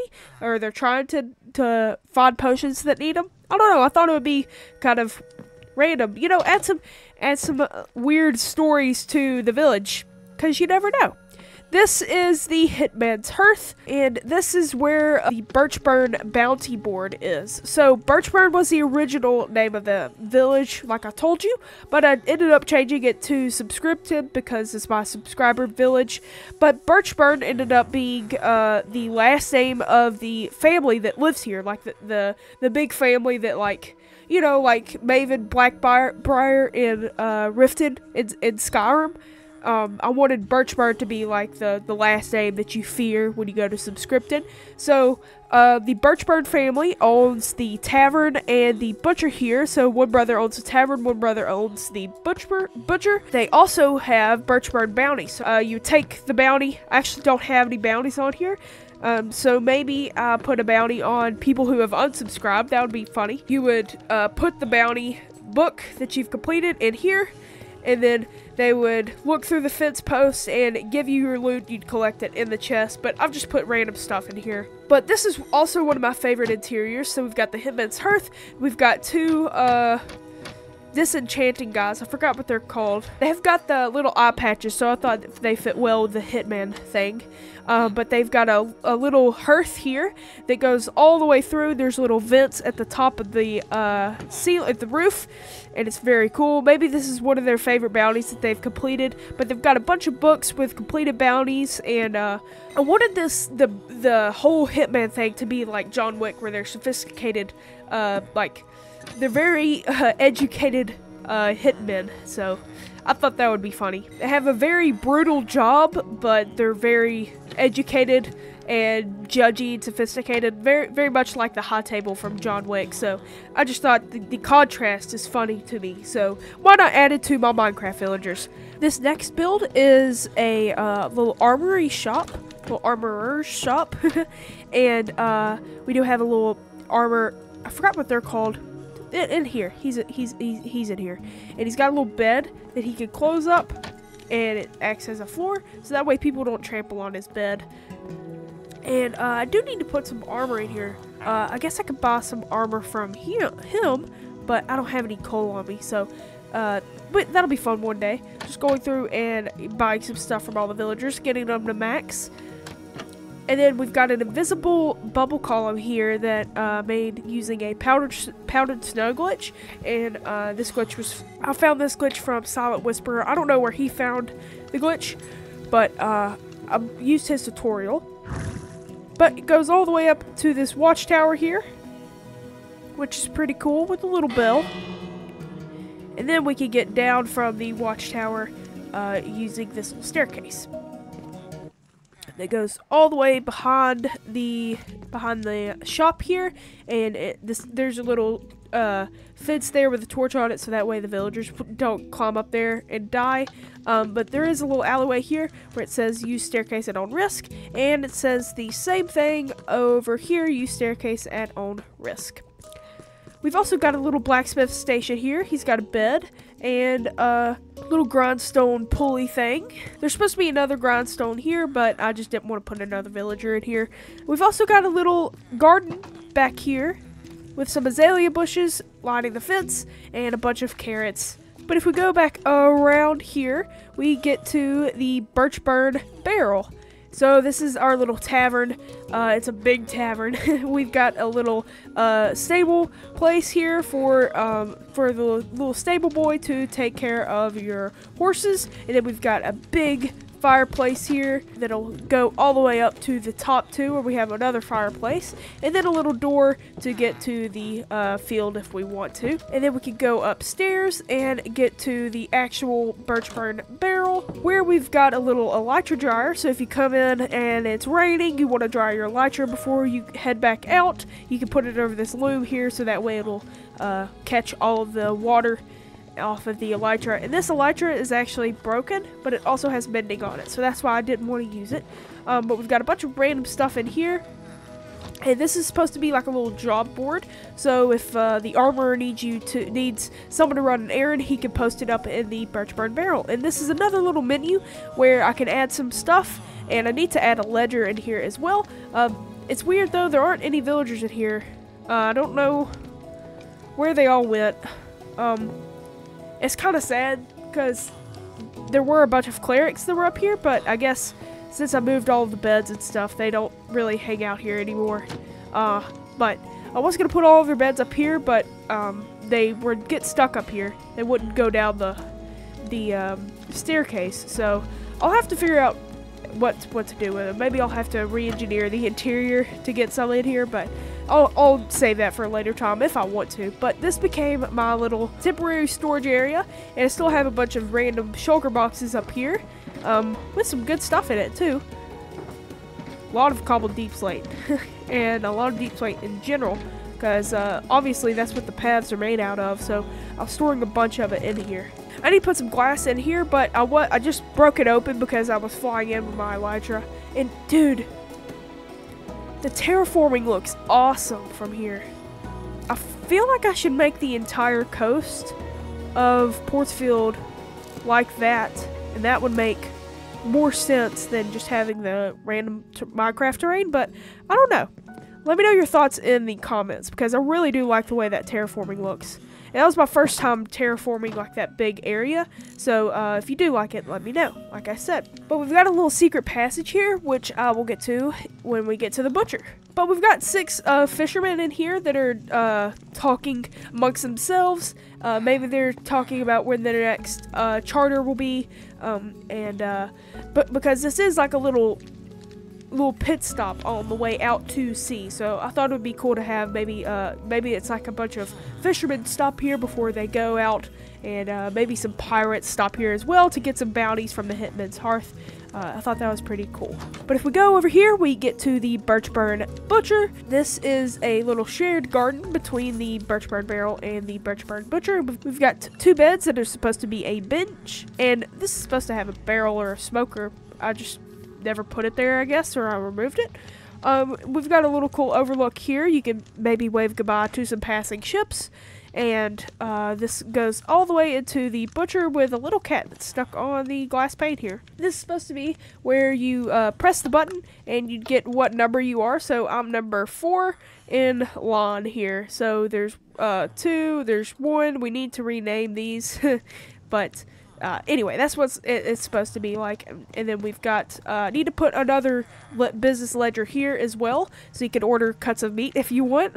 And I don't know, just in case you didn't see last episode, if this is your first episode of Kingdom Quest, welcome to the series. It's a long video for you to watch for it to be your first, but I've started doing a thing where I put business ledgers inside of the different businesses where I've actually got like a little board of stuff you could buy, and if you comment down below what you want, I'll put your order in there with your name or whatever name you put on the comment. So that way it's a cool way to get your name in the world. So if I ever do a world download, you can just randomly find yourself on the Birchburn Butcher business ledger. Say that 5 times fast. If we go outside, we've got a bunch of meat just dangling around. We've got a little blood pool that would leak out into the river there. Maybe the fishermen use it as chum because this is like a little fishing outlet, or I want it to be a fishing port there. We've got a bunch of cows over here, some smokers, an axe that they use to cut all of the meat, and then the little cow sheep pen here. A little watering hole for them in case they want to take a bath or, you know, drink. We've got a bunch of blood randomly everywhere because this goes down to the cellar, so that's pretty cool. And if we go upstairs, we get to some more beds that, this dude keeps getting stuck on this, and this is hilarious. I've corrected this twice already. But we've got a little hanging area. There's supposed to be some grindstones up there, but I haven't moved the villagers up there, so I don't want any villagers to get attached to any workstations.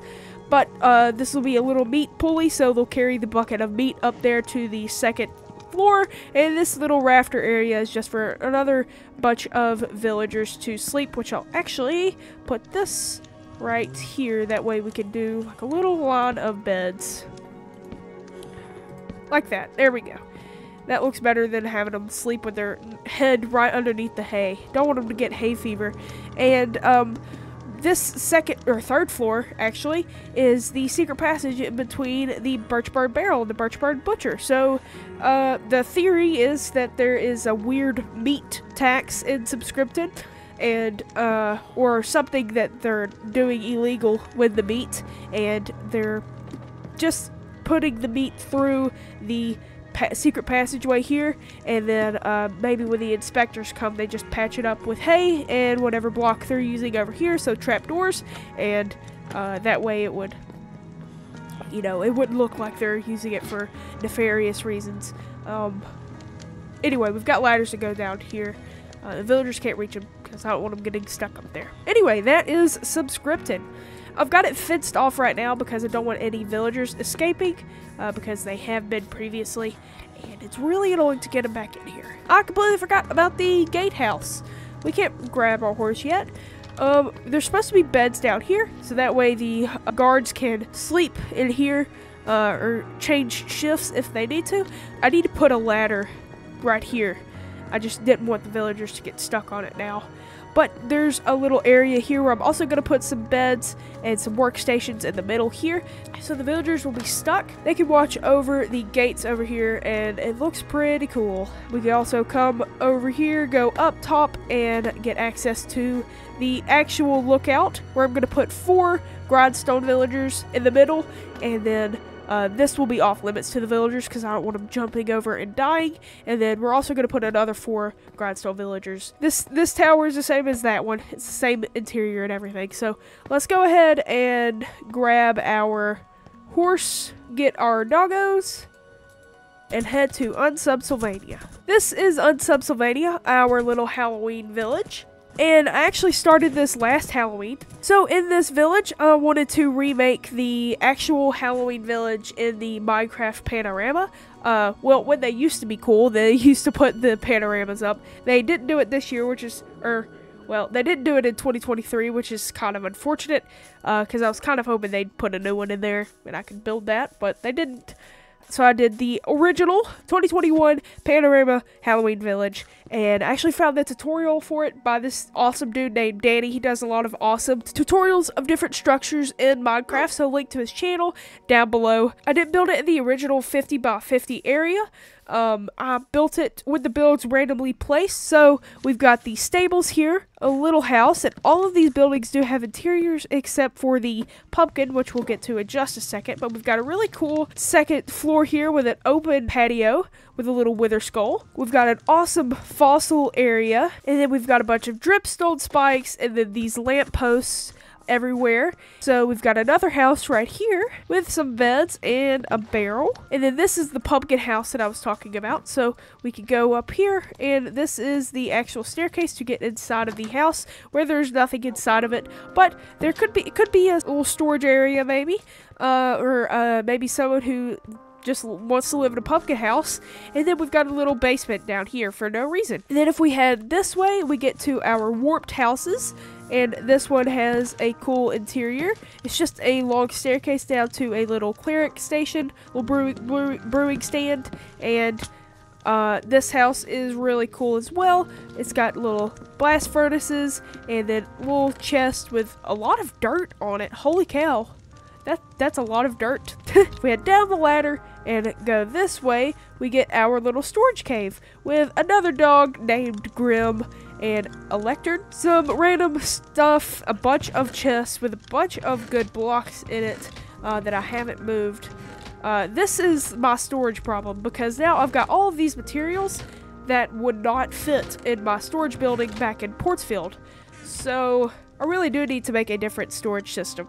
But if we head over this way, we've got a little scarecrow with some wheat and a bunch of jack-o'-lanterns all over the place over here with some pumpkins as well. And then over here we've got a little wither rose field. And we put some amethysts on the soul soil instead of the soul sand. So maybe they're trying to grow some magical flowers as well. And then we get to the Shram Shack. So I was in one of the live streams of one of the YouTubers I watch. It's Shrammy. I was talking to him about the Halloween village that I wanted to build, and he said it would be cool if you were to build a Halloween village that you would revisit every Halloween. So I was like, yeah, that's what I was gonna do. So I said I could build him a house inside of the village. So I built the Mystery Shack and made it Shram Shack. So it's pretty cool. It's got a really cool interior, but the exterior is what I love the most about it. I haven't really rewatched Gravity Falls. I watched it when it came out. I didn't watch the season finale because it seemed a little satanic, but little weird. But I was going to rewatch these series. I just like the Mystery Shack from the show, so it was a really cool build. The interior is cool in a sense. It's because it's all oak, and it looks like the Mystery Shack without the decorations. We do have some random course plants in here just because I wanted the course flowers. So that's my little farm for it right now. It's really just an exterior build right now because I just like looking at it so much. It's crazy that I built it in Minecraft, and I'm just proud of it.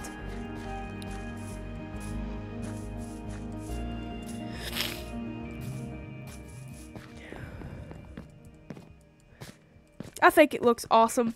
But before we move on to the mob farm over there, I need to talk about the raid farm. I actually cannot get up there right now. I do not have an elytra. I could pillar up there with scaffolding, but I don't think I have enough scaffolding. But it does need to be dismantled. I just haven't done it yet. I just haven't used it, basically. It hasn't been completely decommissioned. I still can turn it on if I want to. It's got like, holy cow, wait. I didn't realize I had so many emeralds in here. Like, see, this is a completely overpowered farm because I get totems of undying plus all of this loot without having to do a thing, basically. And I also get a lot of these illager manners, which is really cool.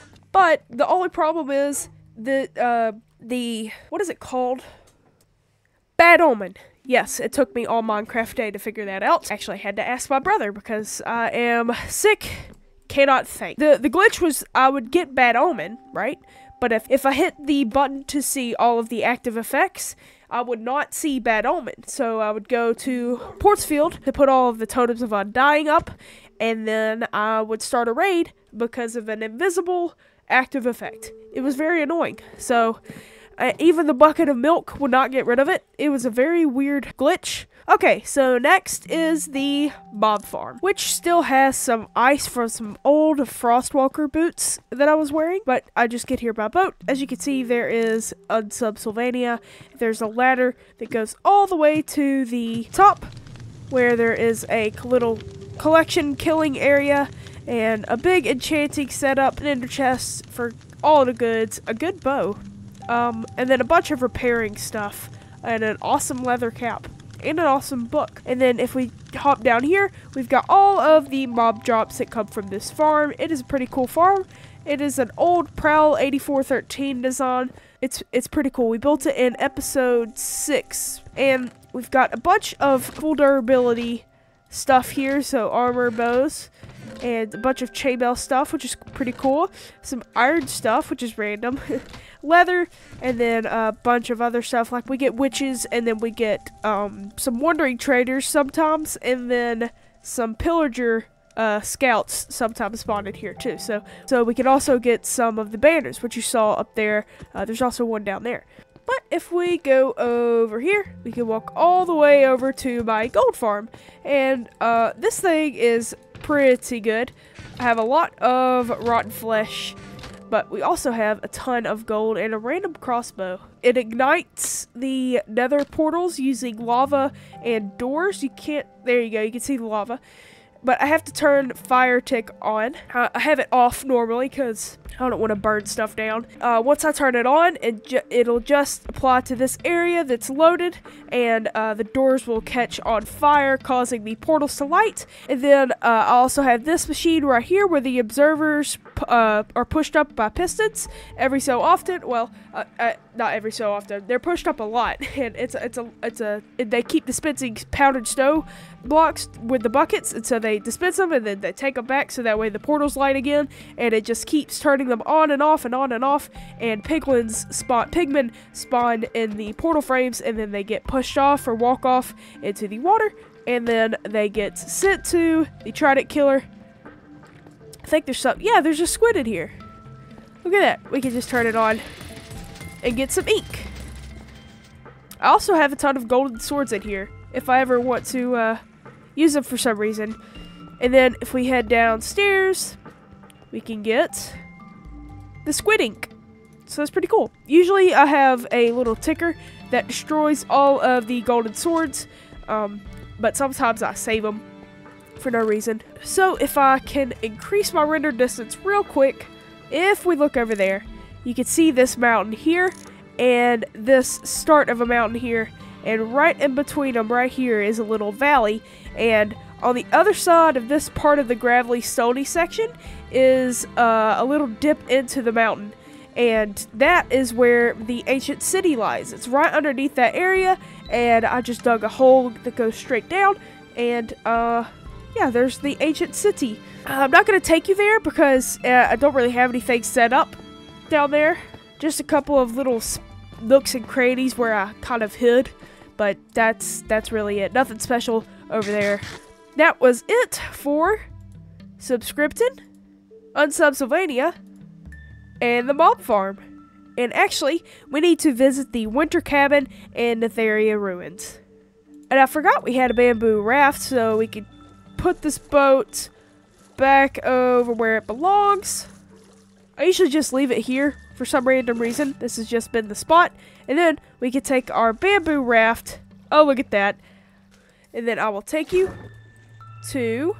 Okay, I was gonna say the winter cabin, but I just picked up a fox who killed a chicken. I also picked up the raw chicken and the feathers here, so I'm just picking up random things. But, bro just ate the chicken. I did not know they could do that. That is hilarious. Oh, whoops. I got out of the boat. Okay. I was gonna say the winter cabin, like I just said that, but, there is one more thing. Hang on. Would you like some more raw chicken? You should be able to tame foxes. I'm kind of annoyed you can't. We could give him a phantom membrane, and then he could be the phantom fox. But we'll wait till he eats that. Oh, he just ate it. He just ate it. Oh, there you go. The phantom fox. But if we go over here, we get 3 doggies. One's a little baby dog, and then we've got 2 adults. But I put this map here because it was an awesome spot for a forest castle. I still think it's an awesome spot, and it looked cool on the map here. So I just, you know, placed it down. And I was also trying to create a texture pack that would turn wolves that were tamed into chocolate labs.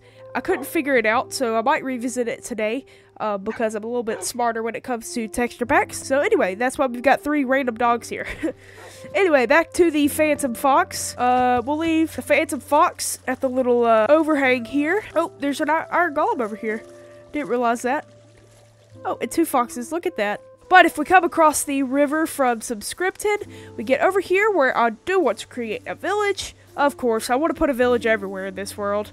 But, that's just my nature. And speaking of nature, I was going to tear down all of the forests over here and, start planting a village.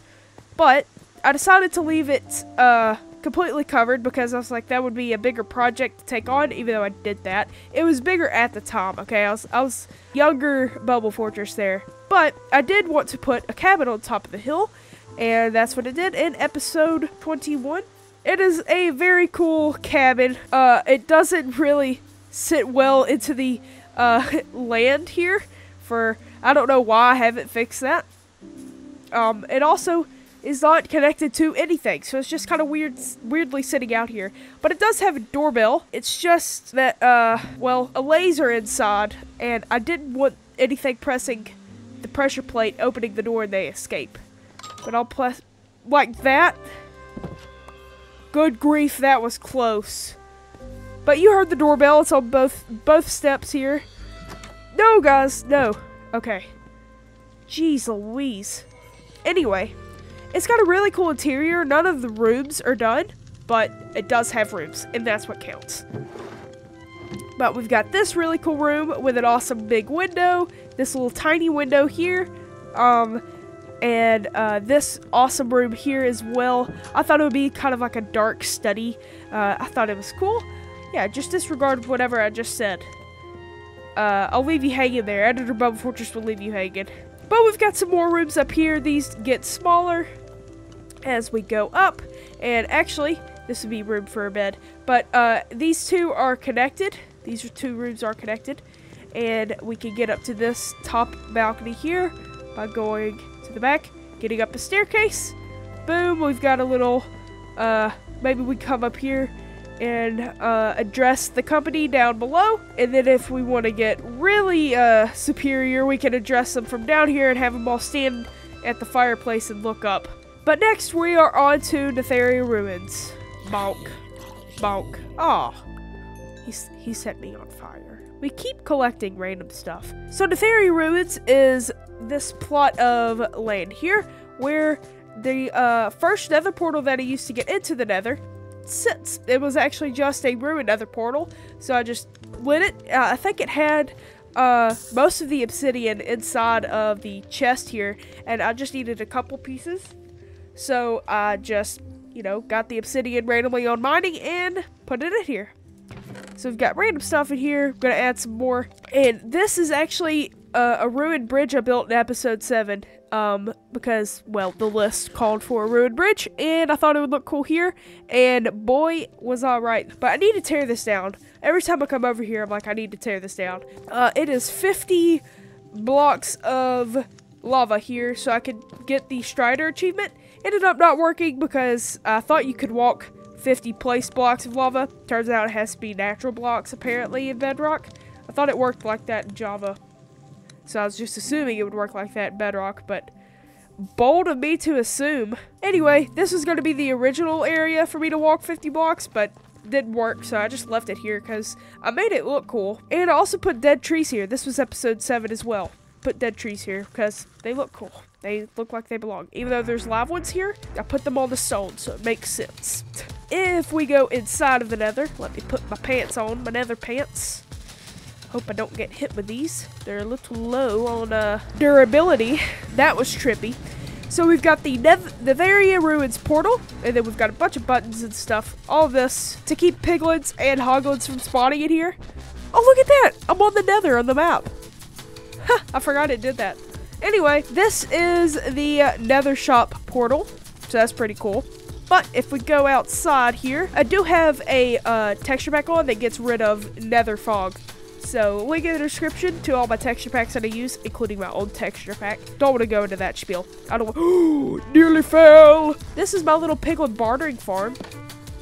I stuck a piglin in here, except my pork chops. But his name is Computer Science Blade. If we go up here, we've got a little contraption here. So if I put this observer looking at that observer, then it'll make this piston push the gold block a bunch of times. It's a glitch that makes the piglin trade at the speed of light. It's awesome, and we get a lot of good trades in here. I built this for episode 27, the Halloween episode, because I needed a bunch of crying obsidian, and I did get a bunch of stuff, and I need to collect all these potions. But I'll come back here and do that. Actually, I need nether pearls. Pearls. Said that like Gru. I hate piglins, and I hate the nether. But it's just because I've died in here a lot, and I don't like it. Anyway, nothing special about the nether, really. If we go this way, we can get to my ocean monument portal. And actually, one more thing I want to show you before we get to the ocean monument portal. If hoglins, yeah, okay, cool.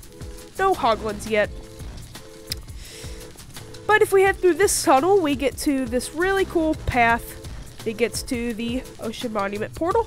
But if we head down here, that's right, there's a little staircase, kind of, and a little path that gets to this area where I started farming the crimson trees. And there's a random plank here for some reason. Maybe I need to clear up inventory, but we're leaving it there forever now. Because this is a really random, cool area. And this is BubbleFortress's Nether Bunker 002. I don't know where 001 is. I guess that would be my nether hub over there. Makeshift nether hub. But this is where I was putting my shulker boxes and just clearing the forest. There used to be a giant forest of trees here, but it's not here anymore. So call me Jeff Bezos because because I'm Amazon. I'm the Amazon destroyer. So anyway, this is the Ocean Monument Nether portal. And look at that.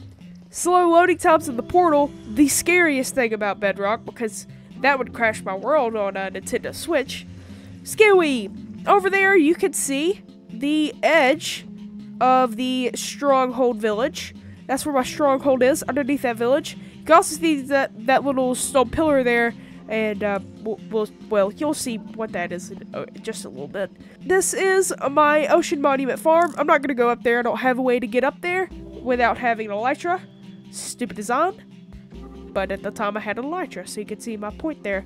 Standard enchanting setup there. Trident killer and sorting.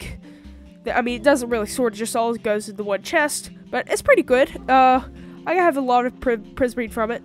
I mean, not great rates, but for what I need, it does the trick. But over there, we've got an awesome coastal village that I want to build at sometime, and there's a giant underground cave that's under there that's also awesome. You can see we're basically on the edge of the map over here. So that's pretty cool. That's the edge of the secondary mountain that is on my map. There's also a cool little cave that goes down in there. Where I went diamond mining once. So we got the winter cabin, and we got Netheria ruins. Basically saw the nether hub. There is a fortress area that I could take you to, but there's nothing really out there. You saw the piglin bartering farm, and the survival bunker, and we are at the Ocean Monument. So next is Shrek's swamp hut, which if you didn't know, I actually built Shrek's swamp hut in a mangrove swamp. So, if we go this way, this will take us all the way to a warped forest, and to my nether fortress. But if we go this way, this is to a basalt delta, which coincidentally is where the mangrove swamp is. So technically, I could build a froglight farm out there if I wanted to. I think I'd rather build the froglight farm closer to home, so I wouldn't have to use the nether or an elytra to travel there so much. I think it's 2,000 blocks away from where my home is, where Portsfield is. So here is the basalt delta. It's in a pretty good spot, biome wise. It's like right next to Nether Waste, a bastion over there. Which might be one of the bastions I've been to. But if we head through this portal, it's nighttime. I don't like that at all. Not at all. Before we do get to Shrek's swamp hut, we do have a little build. I made this the first video that I made on the 1.19 update, and I made chest boats and everything. Is really cool. Very basic. Every time I come here, I leave something random in the chest, so we're gonna leave the leather. Anyway, like I was trying to say before I interrupted myself, very sorry. Very basic interior, very basic build, but it was an awesome episode because, I mean, 1.19 just came out, so it was pretty cool. But you can kind of see the edge of it over there. If we cross the pond, we can get to Shrek's swamp hut. And obviously it's not a very close build. I mean, you can tell it's like, oh, that's Shrek's hut, but like it's not like, you know, that detailed. It is such a cool build. It is one of my favorite builds. And actually it's my highest viewed long form video today. I don't really count my shorts as videos because I don't really like the aspect of shorts. I kind of just make them because my mom's like, don't forget to make shorts. At the time now, I think it's got 626 views, which is insane for my videos. That is crazy. But it's also been a year in September that I made this video, so that's pretty crazy that it's gotten 600 views in a year. That is crazy. Most of the time my videos just get a bunch of views. Well, a bunch to me. They've been getting 300 views, which is insane. But usually they get like 100 views and then kind of just plateau. Nobody really watches them anymore. But anyway, the interior is awesome in my humble opinion. But we've got the little glowing window, and we've got his big green chair, and then we've got a bunch of food and stuff, and then his giant fire pit here. And then some cobwebs and stuff all over, and then his big table with his flower in the center, and his bed, and some more food and stuff, and then his drapes to cover his bedroom. Anyway, I'm really proud of this build because to take something from like the movie or the reference art and build it in here in Minecraft at that time, that was a crazy accomplishment. It still is because I haven't done something like that yet, so I haven't really seen if I can do any better, but I'd like to one day. I'll have to think of something. But this is the outhouse, so I should put a cauldron in here, but I don't think you can place doors on cauldrons. So anyway, we've got the crescent moon banner, and then we've got the stump with a cake on it. It's supposed to be a waffle, reference to Shrek, the Shrek Forever After, where Donkey goes after the waffle in the forest and gets it's a trap, you know. It's just a really cool build. I built this on episode 18. I think I've already said that. I'm just super proud of it. It's a crazy cool build. It's very random and weird, and I never get to see it because I'm never over here. But you know, it's cool.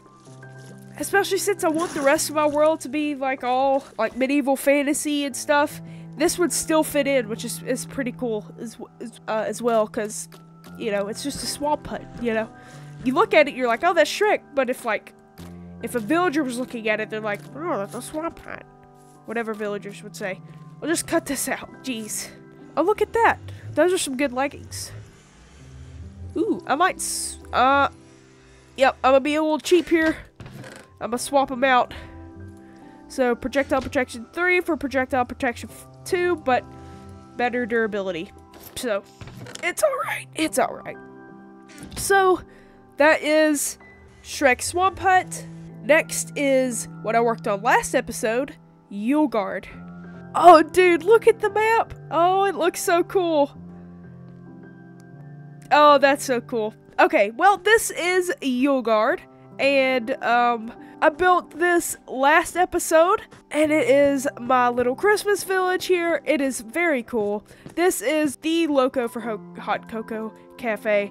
It's got a really cool interior. This is where I came up with the business ledger idea. Well, this village is. I came up for the business ledger idea in this shop, which is the Tinkerer's Toy Shop. the Tinker's trinkets and toys. It is very cool. But here, we've got a little donate for toys for nitwits, which is a little foundation. It's like Toys for Tots, but you know, we're donating to the nitwit villagers. Don't have to be mean just because they're green, so you donate a toy to them.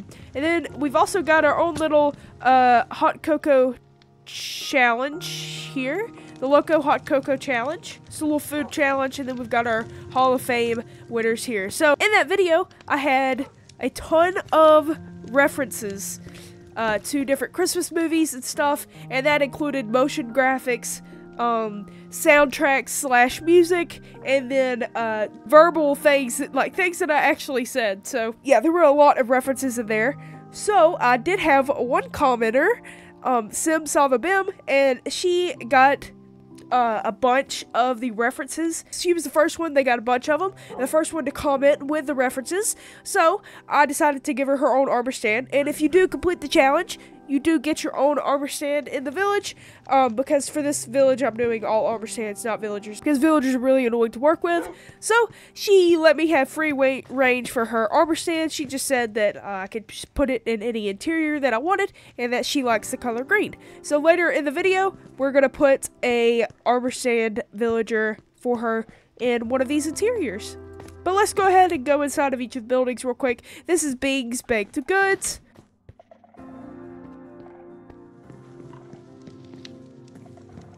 Little cute interiors for almost all of these buildings. 2 of these don't have interiors, it's these 2, because I didn't have time in the episode for that.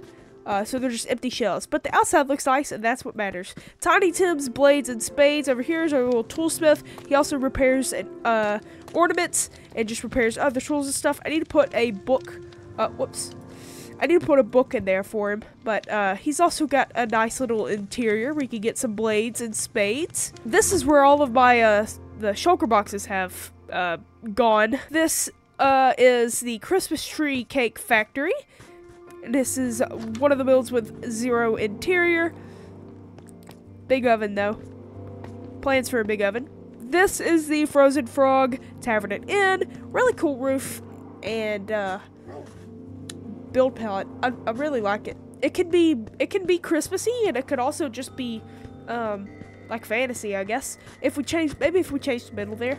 But basic interior, like I said, actually not even basic. It has nothing inside of it. Then we've got this awesome tree here, and then with a very wonky star that I know. So last episode I was like, I'm gonna fix that, but now I've decided that I'm just going to leave the wonk there because it has been built. What are you going to do, you know? If I fix it, then it's like, oh, she went back and fixed that. But no, I built that within the time limit that I had, which was December 25th. The episode took too long to get out because apparently YouTube likes copyrighting people for songs that they did not use in their video. So my original video got blocked. Worldwide, nobody could see it. I couldn't even share it privately. And like 5 of the songs that they blocked me for were versions of the songs that I didn't even use, and I didn't even use the full songs on any of this. It was just like a little clip. Anyway, I decided that it was wonky and adorable, so I just left it there. And this is also the birthday cake for Jesus, which I once again forgot candles to put on. So there we go, red candle for Jesus's birthday cake. Look at that, it's adorable. We get to light it. Can you not light it? Oh, no! I ate his cake! Ah! I'm so sorry. Okay, that's very sad. Alright. No! Oh my god. Alright, I'm trying to place the freaking candle. Okay.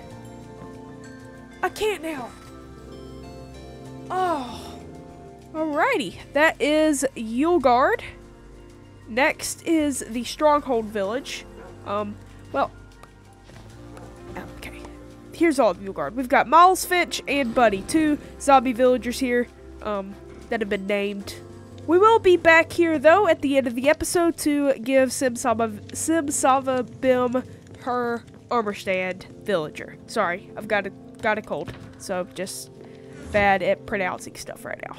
we're gonna get some stuff, gear up before we go to the Stronghold Village, because when we get there, we're going to go into the end and go end raiding. So over here, this is my Stronghold Village, and we've got a couple things to do before we get into it. This little pillar here is to mark a hole that goes all the way down to an awesome deep slate cave with a natural lava lake. So I made this little pillar there to, I don't know why I made the pillar actually. I should probably tear it down. But that is where I got the Strider achievement. There's another portal down there. I'm not going to go down there. Don't have a way back up. So that's kind of prohibiting my little fall there.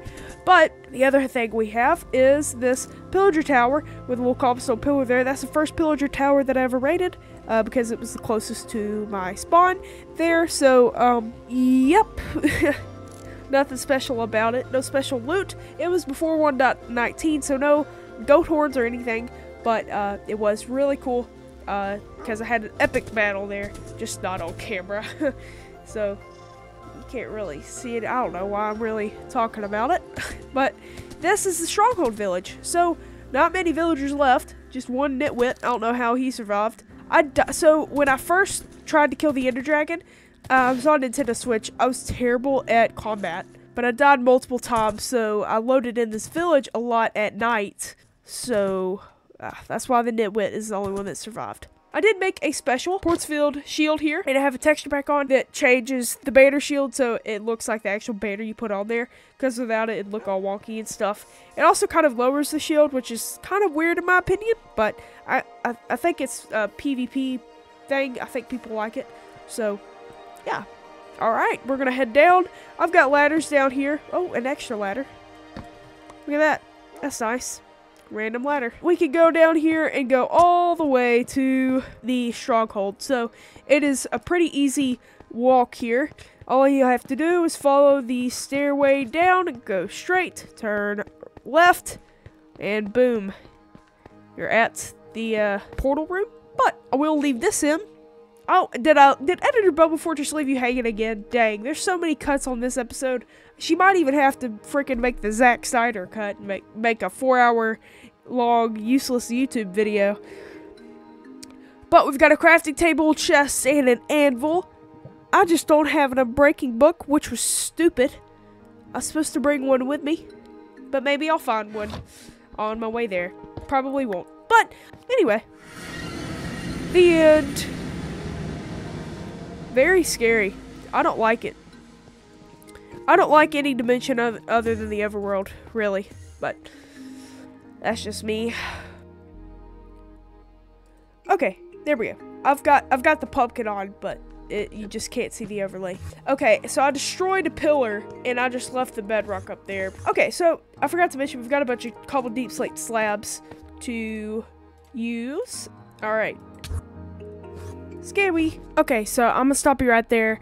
I didn't record much of my end rating because I wasn't talking very much because it was a high stakes situation. Here are some of the better clips from the end rating. Enjoy. We're still just gonna do it here. That one doesn't have an end ship. That one doesn't have an end ship too. But this one does. That's what matters.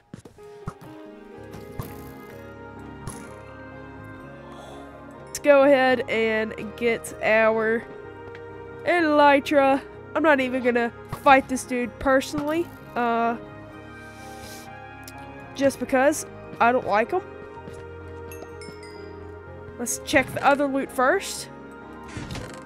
Ooh, okay, more diamonds. That's nice. That's a good helmet. But we've got our Elytra, and we've got a free item frame, so that's cool.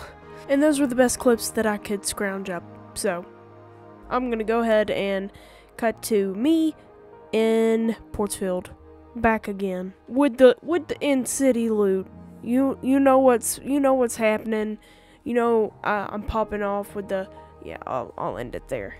I don't know how much of the end rating I'm actually going to show because I'll probably just skip to this. It was a little hectic. Sorry, I'm still sick, so still have a stuffy nose, so words are weird right now. But I got a ton of loot, and I popped totems. I popped probably 6 to 7 totems, just because shulkers and my armor isn't that great. And I'm also kind of bad at the game, so... anyway, these are all of the tools that we have. We have a ton of great tools. A bunch of them have mending, but that's okay. We've got a ton of crazy iron tools as well. Then we've got all of this loot. Look at that. We got a spire armor trim. Now, this is the one that we will duplicate, so I'm going to put the purple in there with it. But we've got some dragon heads. I'm actually going to need one right now. We've got a ton of shulker shells, and we've got some brewing stands and some good loot right there. We've got a bunch of iron armor, a bunch of diamond armor. This is crazy stuff, crazy good stuff. Then we've got our first spire armor trim. This is the one that I'll save for the museum. And if you didn't know, I save all of my first armor trims and first pottery sherds. And then these are the elytras that I used. So we're going to take these, we're going to repair these, but I've got 4 extras. Look at that. That is insane. But we're going to take this elytra. We are going to... I guess it's best if we repair it first. So we're going to need some phantom membranes. Okay, so I don't know how much you need to repair one. Not bad. Okay, so I think we're going to repair it after we put the book on it.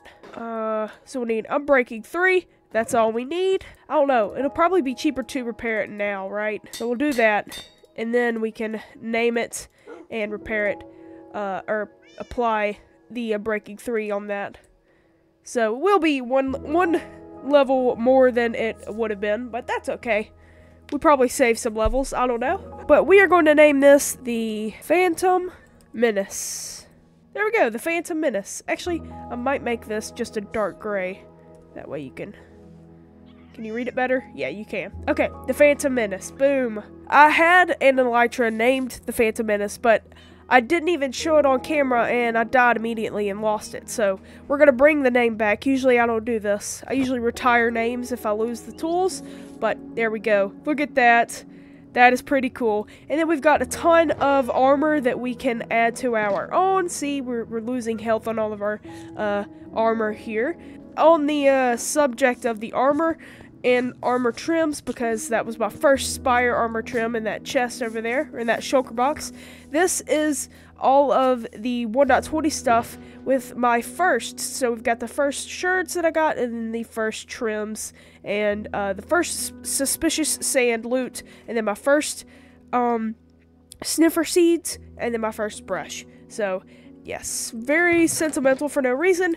Okay, so we've got the dragon head and some leather armor. We're gonna dye it. And we've got the armor stand up there at Yuleguard, and we will go ahead and make the armor stand for Simsalvabim. And if you didn't know, Montezuma MC is Simsalvabim's husband, so she had a little wife takeover series that was really fun to watch, and she actually ended it, I think her last, it was right after Christmas, and my dates are a little muddled. That's my bad. Montezuma's episodes are back, and you should go check out their channel. They have great episodes. They have an awesome world. They have a server with a bunch of people on it, and they have some crazy builds. So yeah, go check them out.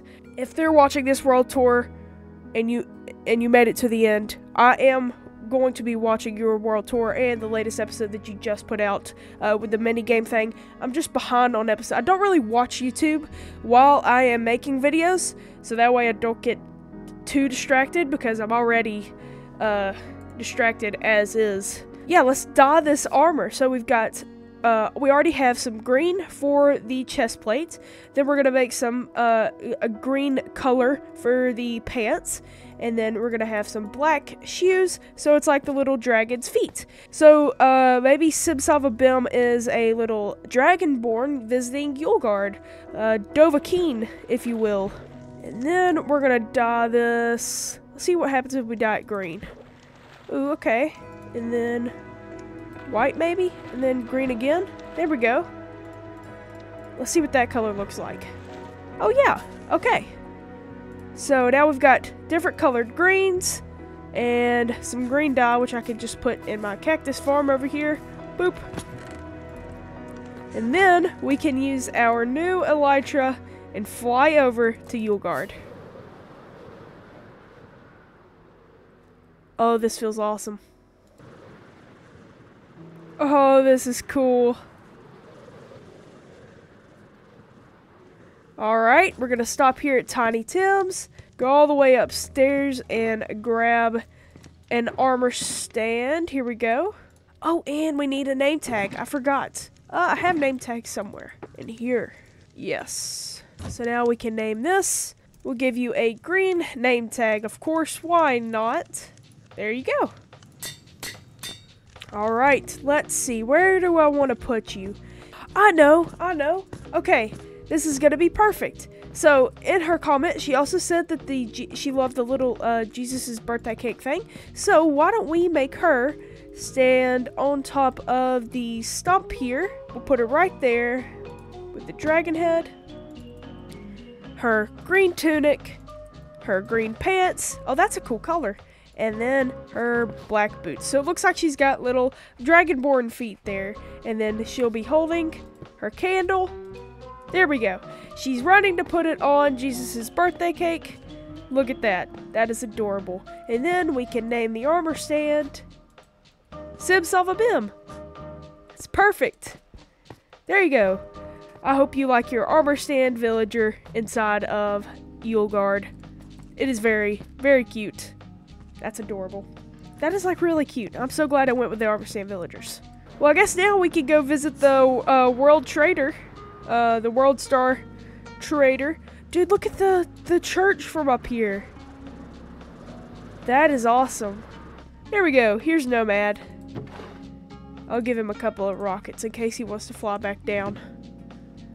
But there we go. There is Portsfield. I can up my render distance so you can see Yuleguard. Yep, look at that. Very cool. Might be able to see Subscripted from here. Just on the edge there. Crazy world tour. I hope it wasn't too long. And if you did make it all the way to the end of this video, comment Axolotl. Just in case, you know. I just want to see if you've made it this far. Oh, I probably mentioned this already. No, I don't remember if I did. Actually. Okay, so this spruce trail goes all the way to the desert. Where I got my camel in episode 25, where I did the 1.20 challenge. Thank you very much for watching. I do hope you enjoyed this video, and thank you for sticking to the end if you made it this far.